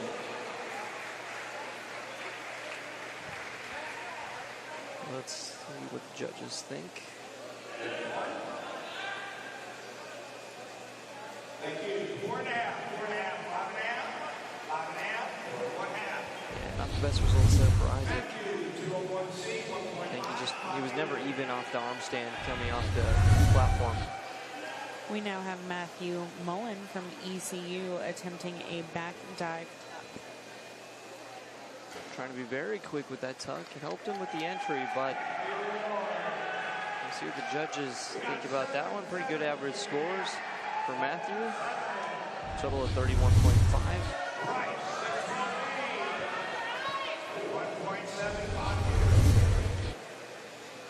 Bryce Klein, SMU, attempting an arm stand forward somersault pike. Saw Bryce practicing these earlier while the swimming was going on. Just came out of that arm stand very quick.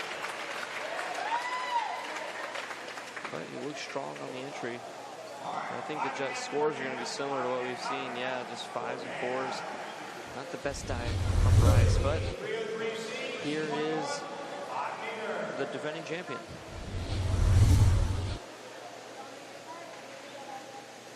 Here is Louis Hunt from Cincinnati with a reverse 1.5 somersault tuck. And that's why he's the defending champion right there. He does these dives, executes them the way he needs to. And there you go, a solid 42.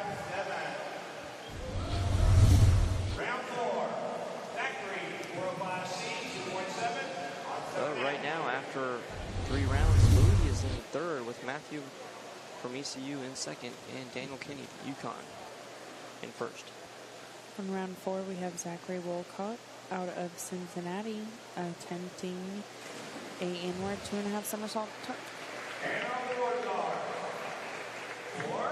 Zachary was quick off those somersaults, but maybe not the best jump.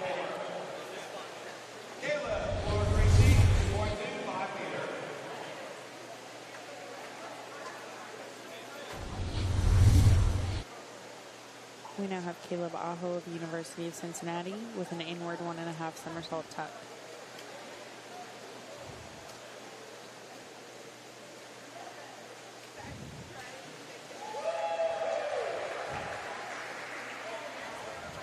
Pretty smooth dive from Caleb.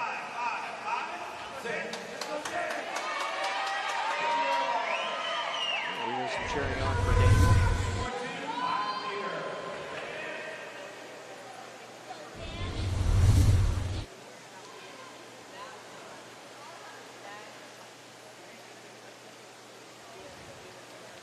Currently the leader.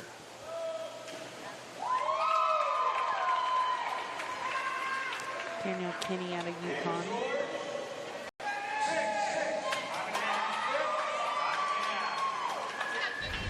Keep those scores consistent is Daniel. Quick on the tuck, entry, arch back to the right just slightly.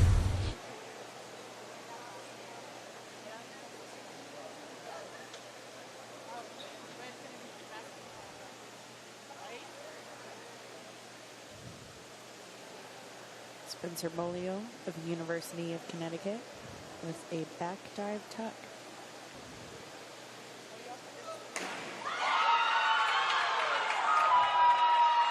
Fans in approval, not just from UConn. Some cheers from other schools as well. Good sportsmanship from a good dive by Spencer. That's going to move him up to the second spot right now. That was a great dive.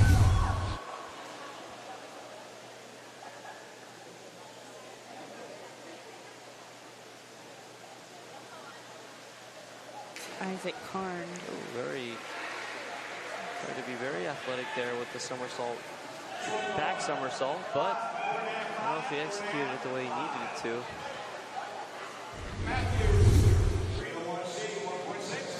Right there, the pike, maybe too much separation. Matthew Mullen, ECU. That was supposed to be a reverse dive tuck, but a poor jump off the platform. Not able to get that tuck in towards his chest. Just a quick touch, but arm, leg stayed back, arched back. Bryce Klein.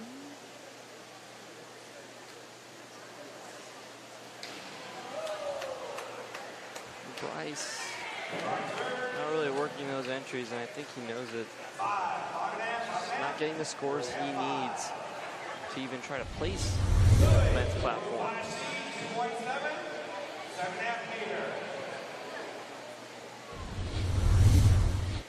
Louis Hunt of Cincinnati.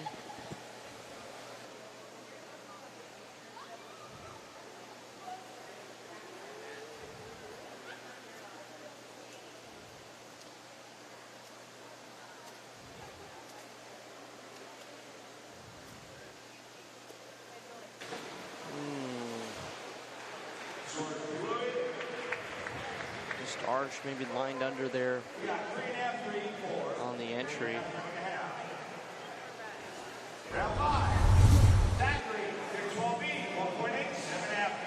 Definitely under on the right side of the screen. We now have Zachary Wolcott of the University of Cincinnati. His final dive of the evening, start of round 5.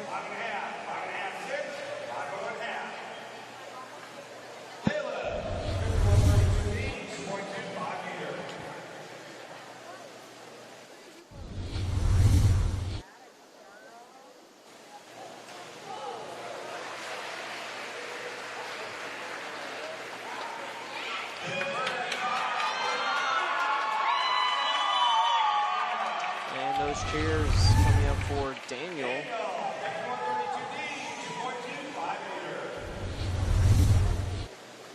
Daniel Kinney, Connecticut. Quick off the twist, trying to make his entry. Feet might have been arched back just slightly.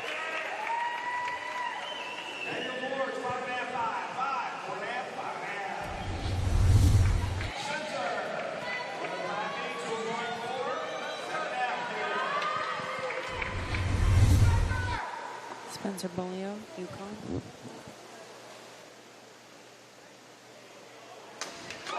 Very quick on the somersaults with the pike.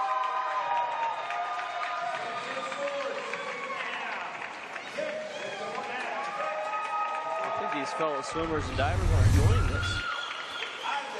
All eyes on diving right now. Isaac Karn, Cincinnati.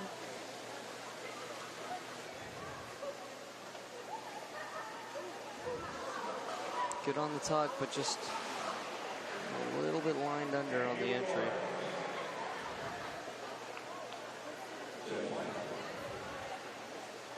Thank you. 3 and a half, 3 and a half, 3, 3, 4. Matthew, 12B, 1.7, 5 meter.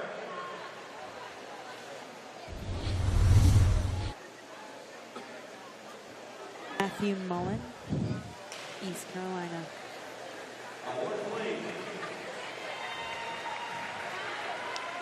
Matthew there attempting a Arm stand forward, 1.5, 1 somersault pike, 1.7 on the scale.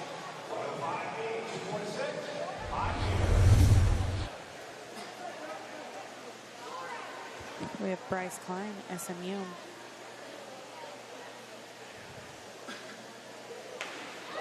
Man, Bryce needed that dive. Finally gets what he needed in round 5. Let's see what the judges say. And 52 on the board for Bryce Klein. That moves him up to the 3rd spot for now, but here's Louis Hunt coming up.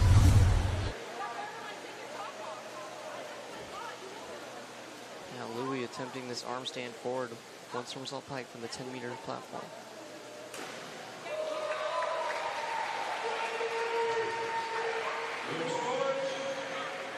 They are 5.5. 5.5 across. That will not. That is enough. Not enough, excuse me, for Louis to get into the top 3 after 5 rounds. It's our 6th and final round. Zachary Wolcott, University of Cincinnati, with a back 1.5 somersault, half twist. Good entry from Zachary.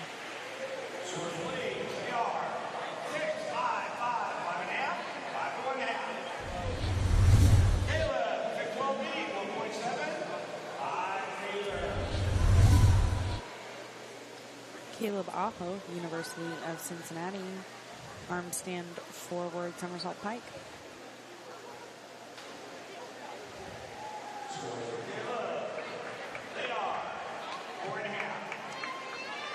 Maybe just slightly loose on that handstand to get things going. That arm stand, I should say. Never able to get that dive in the way he wanted.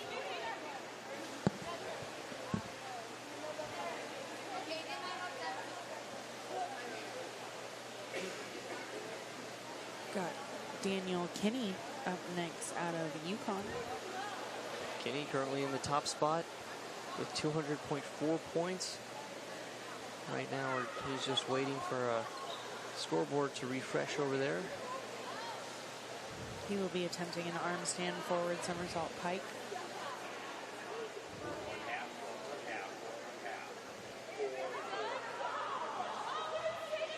You know, hopefully this weight doesn't distract him too much from his dive. This is last dive in the men's platform. And here we go.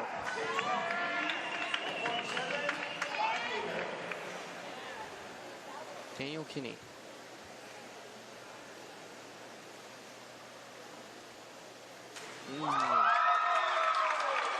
Crowd definitely cheering him on, but might have seen one of his arms shake on the handstand. Might have been a little loose. Take a look at the arm stand shortly on the replay.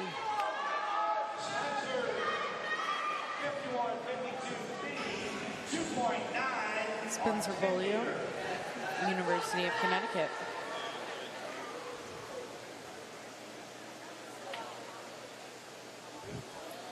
You might have heard it. "Let's go Spence" being yelled out. That was Daniel. Both teammates from UConn cheering on his fellow teammate. From the 10-meter quick twist, Spencer. The loudest cheer we've heard all night. Daniel Kinney is going crazy on the side here. Great scores. That's going to move up Spencer to first, overtaking Daniel. Daniel running back towards his teammate Spencer, getting a great bear hug in the back as Spencer gets out of the pool. That is great to see from these two teammates. You can see the fans just all excited, fellow teammates cheering. Daniel Kinney cannot believe it. Spencer in shock. Isaac Karn up now, University of Cincinnati. Quick twist from Isaac after the somersault. But still, hearts are racing here for the UConn fans.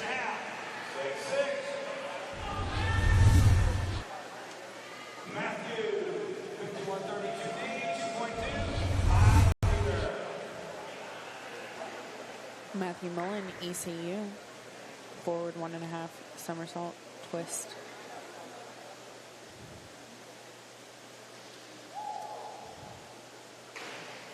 Good entry from Matthew. Let's see what the judges say. It's a good way to end your dive. Pretty good average score. That'll move Matthew up to the 3rd spot right now, but here's Bryce Klein. 52.33, 5 meters.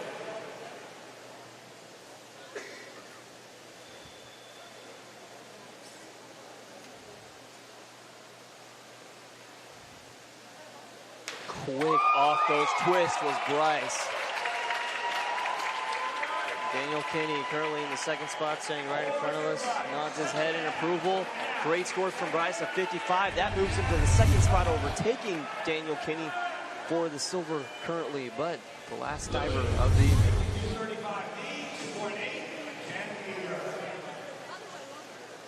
Louis Hunt, Cincinnati. He's going to need a great dive here if he's going to try to place in this event from the 10-meter board.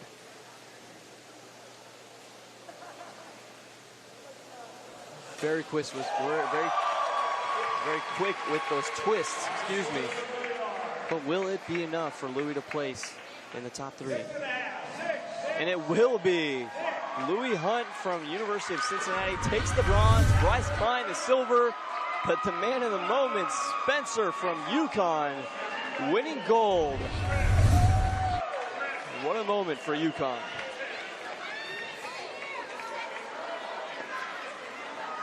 Bryce Klein finishing with the silver.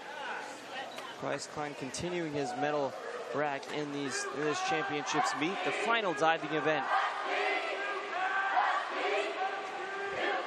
And you hear UConn, see them right there with their chant, excited for their teammate Spencer winning the gold. And you know, tough for Daniel. He was in 2nd place most of the way, but he's definitely excited for Spencer. That does it for the men's platform diving. We'll be back with the relays after a quick break on the American Digital Network. This is a classroom. This is a lab. This is a study break. This is family. This is our backyard. This is UConn. We are American. The conference of opportunity. The opportunity to chase dreams. The opportunity to make your mark and change the game. Because that's power. We are power.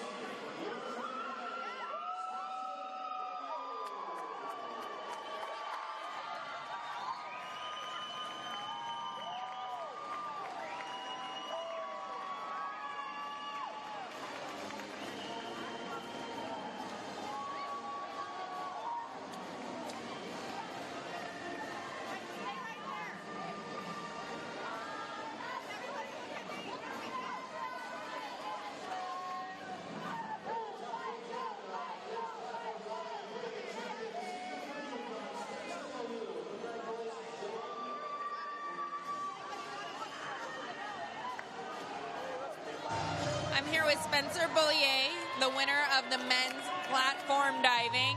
Congratulations, Spencer. What does it mean to you to do this as a senior? Well, I kind of messed up my other 2 events. So I threw that last dive in there, knowing that I could either fail it and get zeros or take home the gold.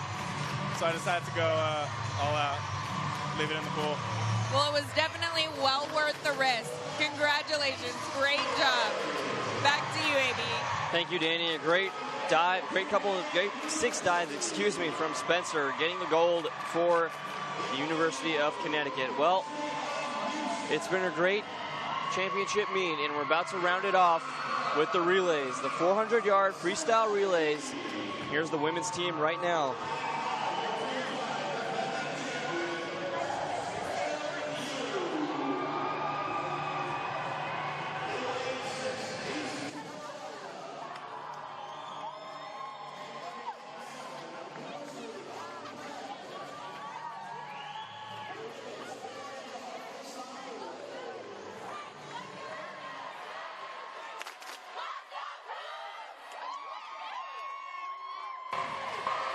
All right, and you heard the lane announcements there. Tulane in lane 2, Houston in 3, Cincinnati in 4, SMU in 5, ECU in 6, and Connecticut in 7.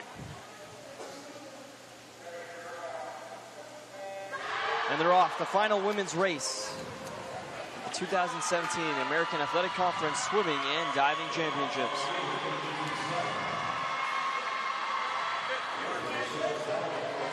Now, as we saw, U of H had 3 girls in the 100-meter freestyle final. So for this relay, they're obviously going to have those 3 girls. Looks like odds are in pretty good favor for them. Yeah, right now that's Serena Brown in the pool for Houston. She's over in lane 3 with the white cap. But right now she's falling behind. Looks like maybe Tulane. Michelle Zelnick, the sophomore. Over in lanes 5 and 6, we have SMU and ECU. And on the turn, on the transfer, we have Tulane making a big jump. Now we've seen SMU. They can put a relay together. So definitely can't count them out. That's a 400-yard freestyle relay. Anything can happen. See, right now we see them all bunched up there from lanes 2 to 6. 7 maybe slightly falling out. That's Eliza Manning, the freshman, right now for Connecticut in lane 7.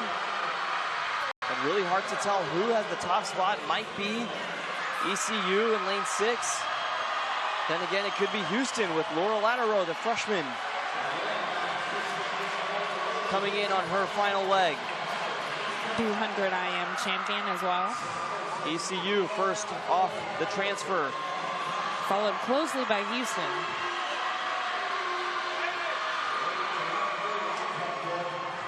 It's their 3rd leg, and Yesenia Yuskova for University of Houston was the 3rd place winner of the 100 free. One more lap to go for these swimmers before the last transfer.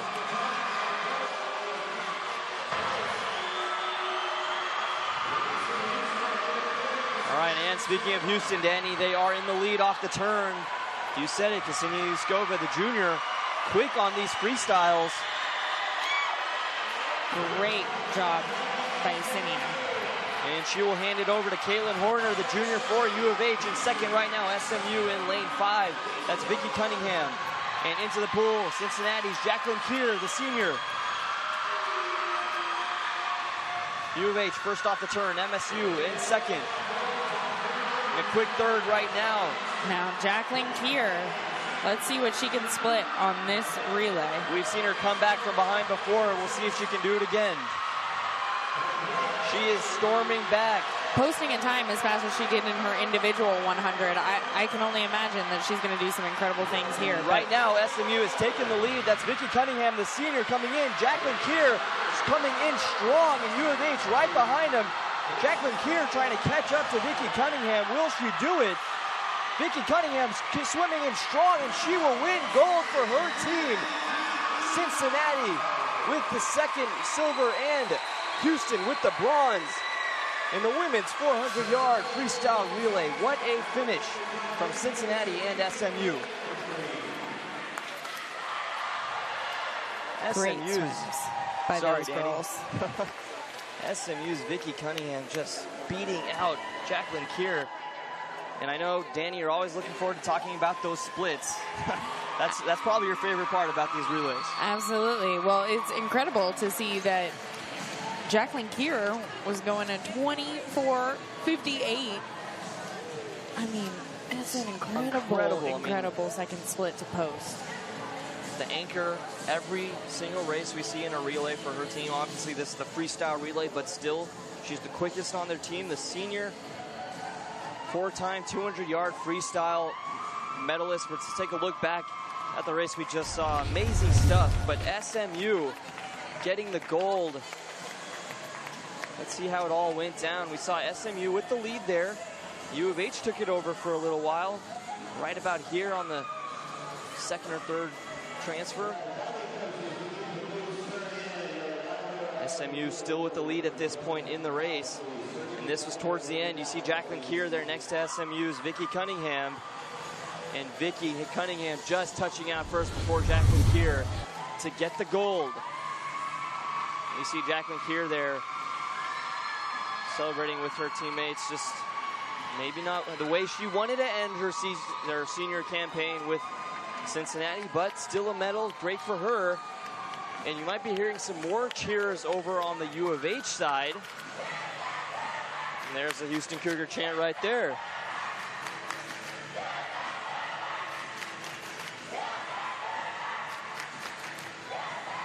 Just wait for those Houston chants, and that's because Houston will win the women's overall team score. Let's take a quick break. Oh, actually, you know what? Let's just stay here as the men are about to enter in. But the University of Houston, you can hear them cheering right next to me. They will win the overall championship meet on the women's side by a total score of 772 points. And now we'll take a quick break before the men's relay, final event of the evening on the American Digital Network. At SMU, students and faculty work hand in hand to shape answers to real-world challenges. Yes, there's no such thing as a lesser person. How can we strengthen human rights around the world? It turns out computer malware is extremely... How do we prevent cyber terrorism? The limb comes off. How can the human body set new records of performance? What can presidents teach us about leadership? From the SMU campus in Dallas, we're shaping the answers that will shape the future of the world. And we are back in Houston, about to watch the final race of this championship meet. We've been waiting for a long time. But first, before the men get off, time to congratulate the University of Houston. Hear them cheering right now, their name being announced. University of Houston finishing third in the relay.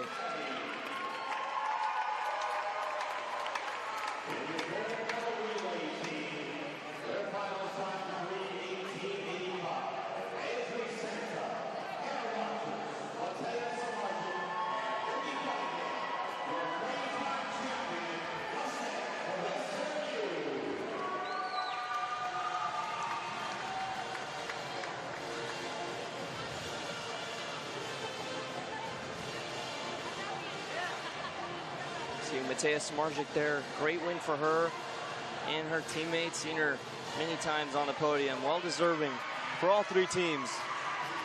SMU, Cincinnati, and Houston.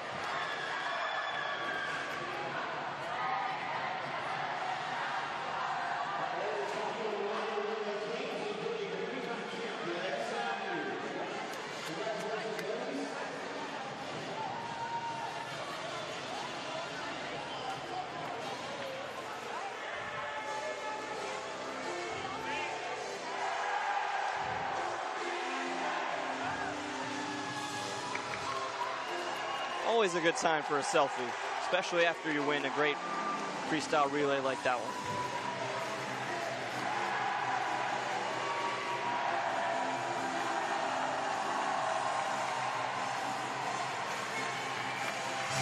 I'm here with the women SMU 400 free relay.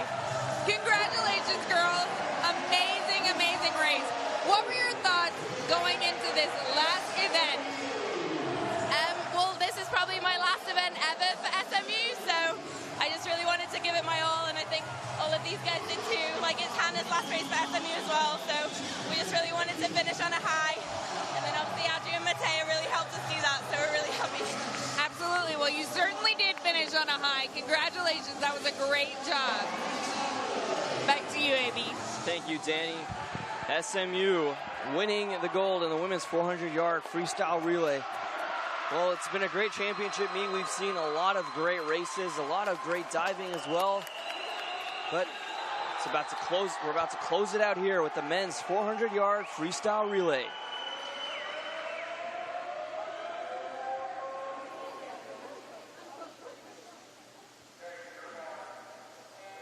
And here we go, the last race of the championship meet. SMU in lane 3, Cincinnati in 4, ECU in lane 5, and the University of Connecticut in lane 6. Quick off the turn, we see in lanes 2, 3, 4, and 5, 6. They're all jumped up right now. And tough to tell who's in first. They all look neck and neck.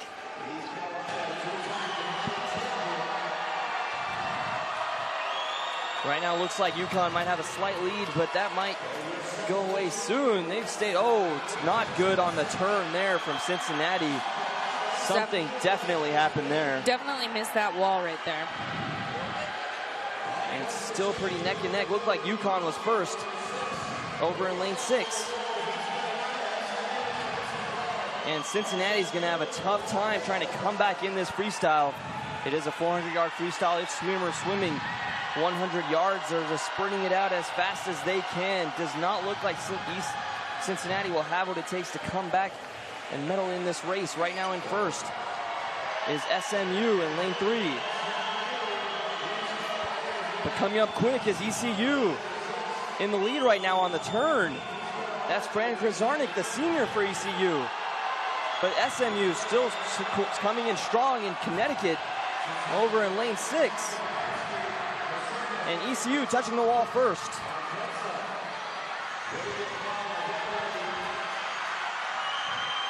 ECU.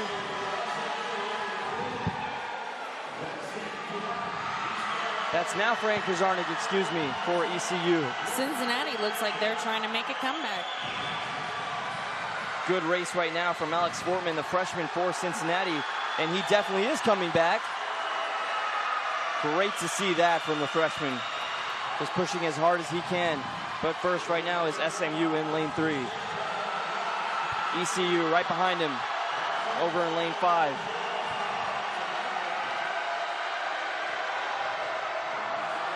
And on the last transfer, Cincinnati in late once again. They're going to need to swim hard if he's going to have to try to win this race. That's Connor Davis, the senior for Cincinnati. ECU in the lead. John Meyer, the junior, trying to come in quick. Of the 100 free.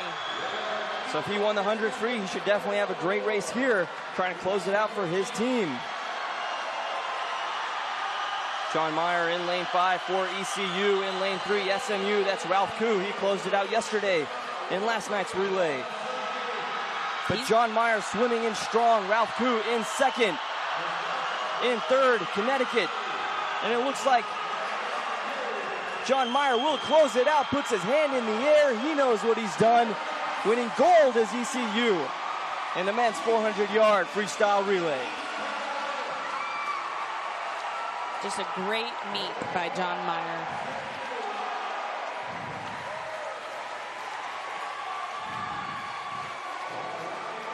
See the final standings there. SMU finishing in second with the silver, and bronze is Connecticut. Cincinnati just did not have what it took to come back. We saw just a nasty turn there.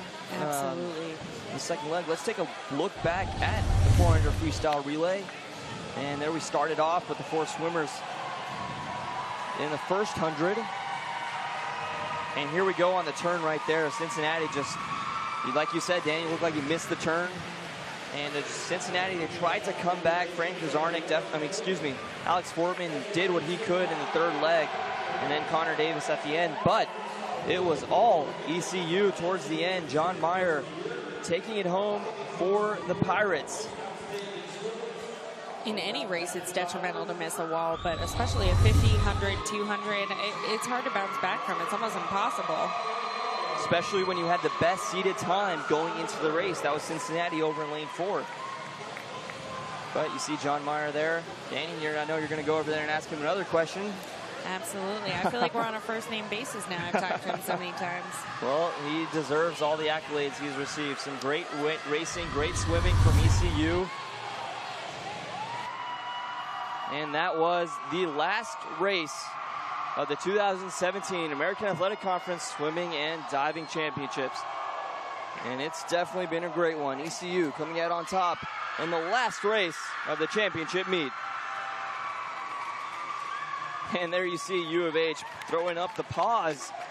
They, like we said before, they won the overall conference championship. The University of Houston are conference champions for the 2017 Swimming and Diving Championships.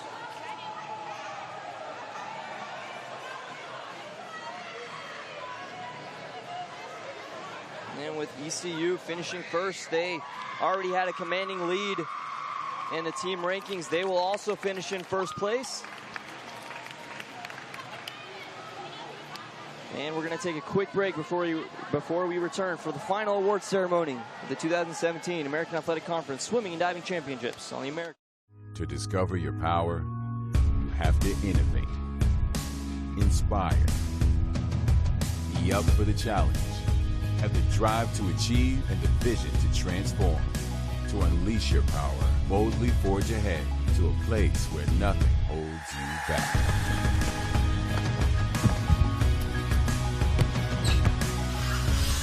This is the University of Houston. Welcome to the Powerhouse.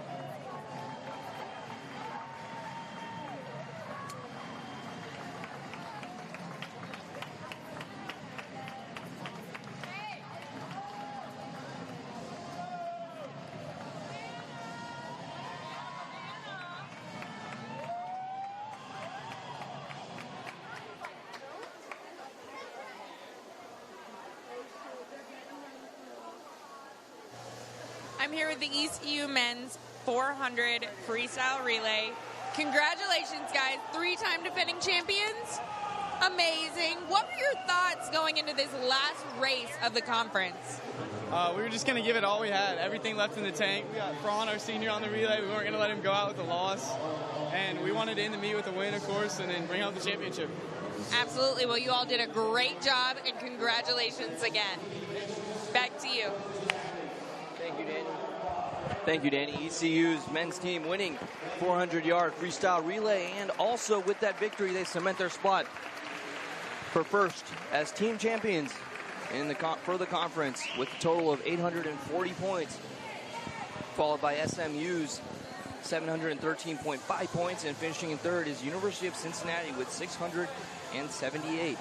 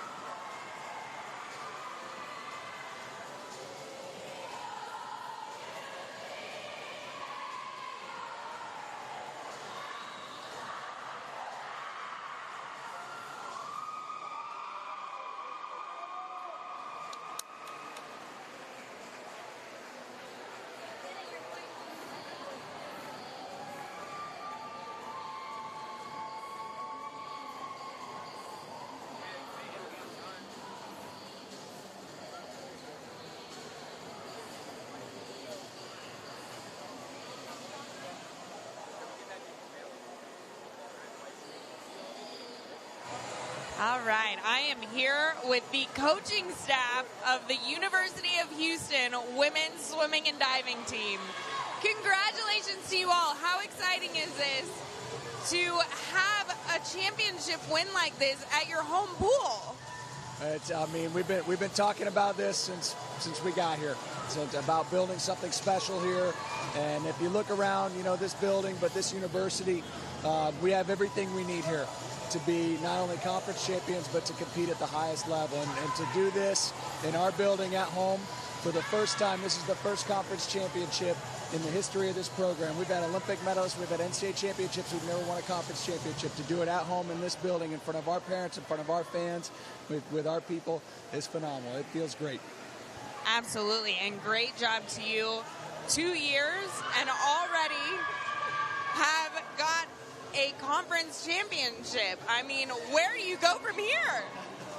Just try to get a little bit better. And that's the next thing. We'll go back to work on Monday to try to get a little bit better. Absolutely. Well, thank you so much, and congratulations to you all. Great job. Thank you. Go Cougs! Yeah, that was Ryan Bakamurka, the head swimming and diving coach for U of H, alongside Hannah Barant, the assistant swimming coach, and Bob Gunter, the diving coach. They're all proud. Call her Coach Hannah. Embraced by all of the swimmers and divers on Houston's team.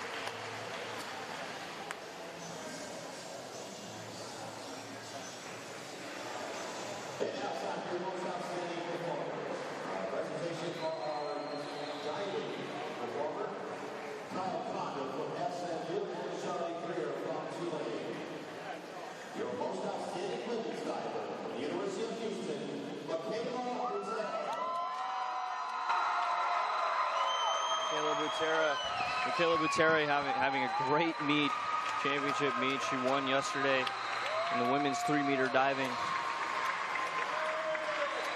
Great way to end her junior year at the University of Houston.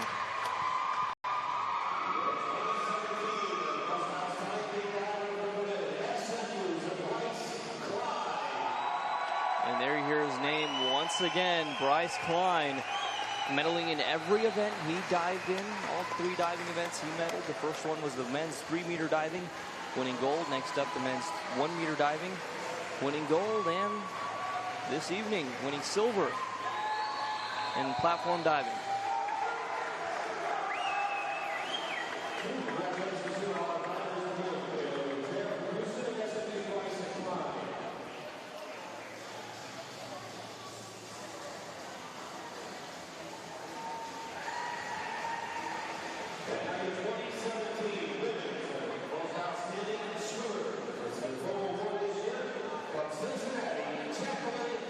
And no surprise there, Jacqueline Keir winning Outstanding Swimmer of the Year for the 3rd year in a row.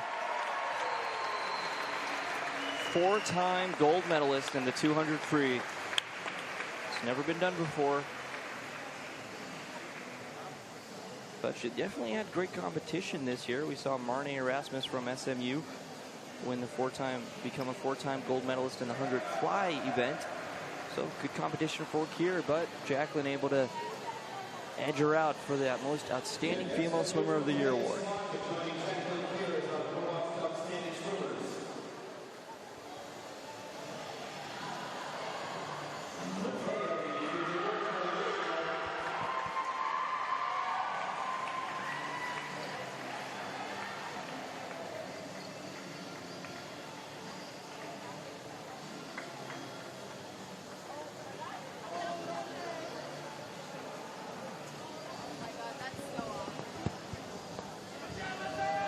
Matea Samardzic, great award for her, many accolades during her collegiate career.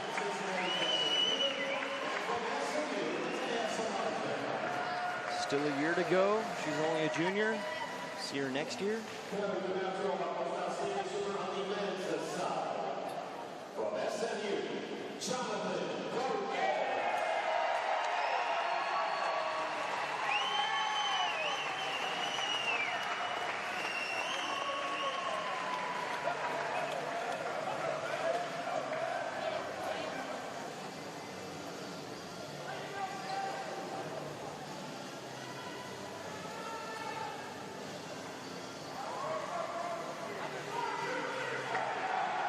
There you see Jonathan Gomez from SMU.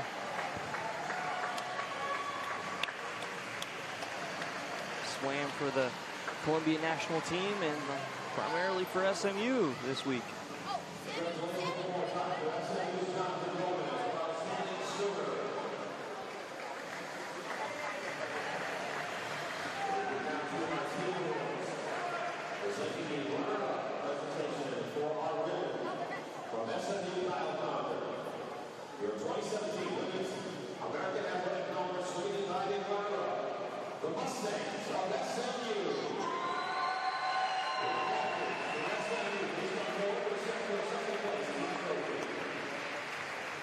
SMU women's team, the runner-ups in the final tally in the team rankings.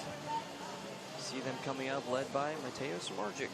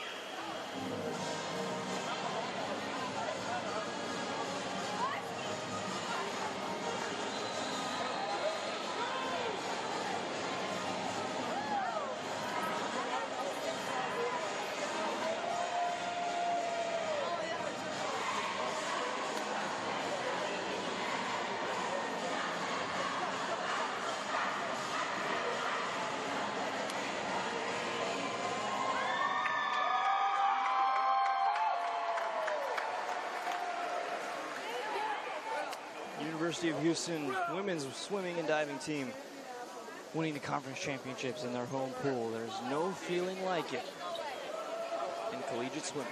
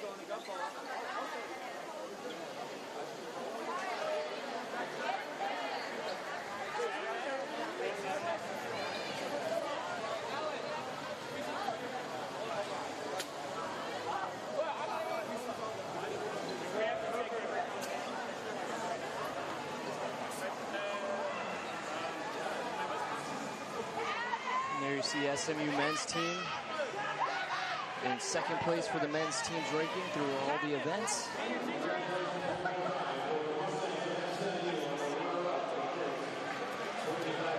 Great way to cap off their championship meet.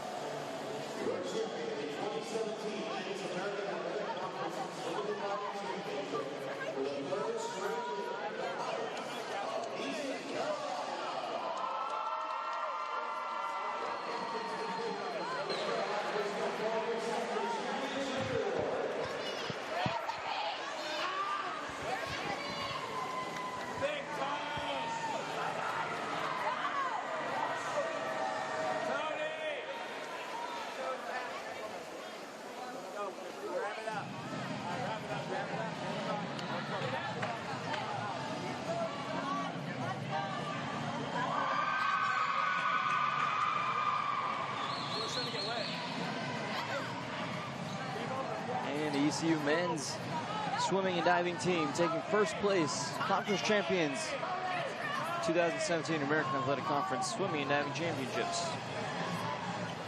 Great team overall. Senior Frank Krasarnik, you see him there, holding the trophy in his hands. And John Meyer as well. John Meyer, the senior, having a great meet. Excuse me, the junior having a great meet. Finished off the 400-yard freestyle relay in style as they won that race. And there's Frank Krasarnik in the middle holding two trophies now.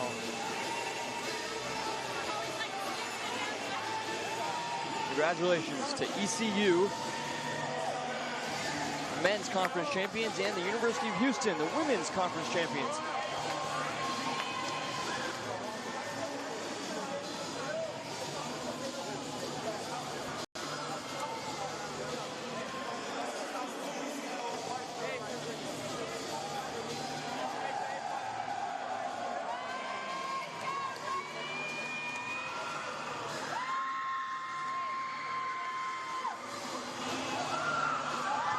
And there you see it, Houston's team celebrating in the pool with the dive.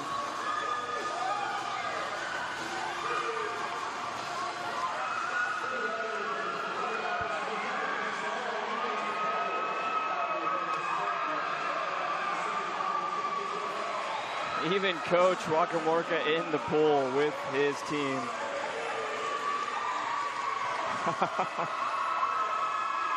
Coach Hannah, Coach Bob, they're all in there.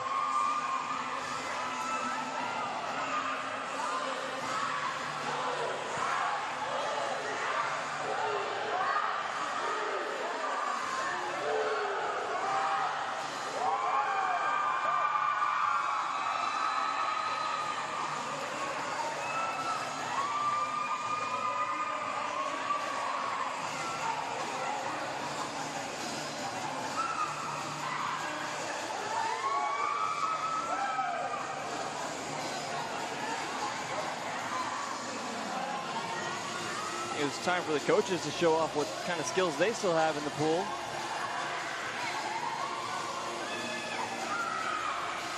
Looks like it's time for ECU to do the same. And there they go.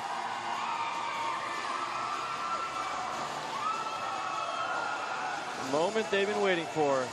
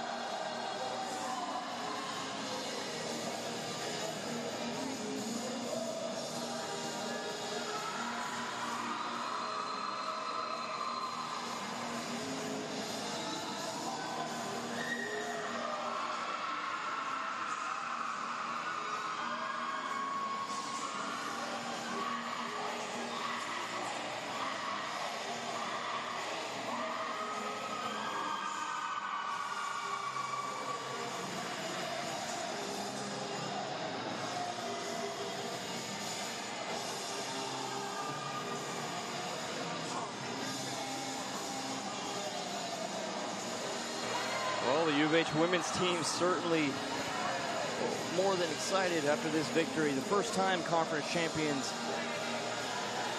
and doing it in their home pool, there's no feeling like it. I mean, just the energy all the swimmers and divers are feeling right now. Even the coaches. Saw all the coaches get wet, the staff jumping in the pool.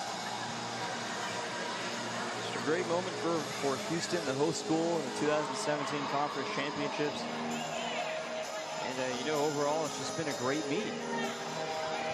Actually, Houston right in front of us getting together for a group picture.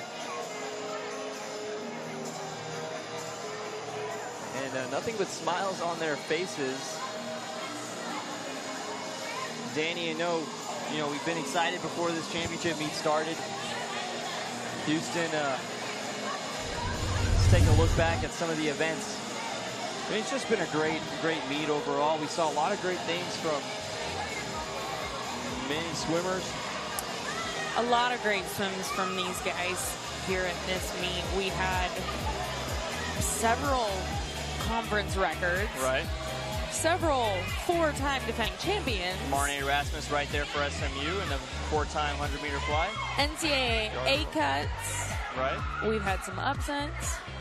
And we've had U of H at their home pool win their first ever conference championship. Just no better way to do it, right? To cap off this championship. Absolutely. I mean, this program is really in its infancy as far as the new coach. So they just brought a new coach in about 2 years ago. Yeah, Ryan Wakamurka, his second year as the head coach of the women's team, and he's really stood out. He's drenched in water right now as he took a bath in the pool, but you know, it's been great. We saw some in ECU on the men's side. Credit to them. They had a great race. We see Jacqueline Keir there, four-time champion in 200 freestyle. And like you said, Danny, U of H doing it in their home pool. No better feeling. And ECU defending their title for 3 years in a row. And there's all the coaches and staff for Houston. And here we are back live. You still see ECU over there. Champions. Well, you know, Danny, it's been a pleasure. Enjoyed this championship meet. great to be here. It's been fun. It has been fun. We're hoping for a great meet next year as well. ECU, the men's champions, and the University of Houston capping it off in their home pool with a conference championship. It's been a pleasure to cover. We hope you enjoy watching us. It's been the 2017 Swimming and Diving Championships on the American Athletic Conference on the American Regional Network. Thank you for joining us.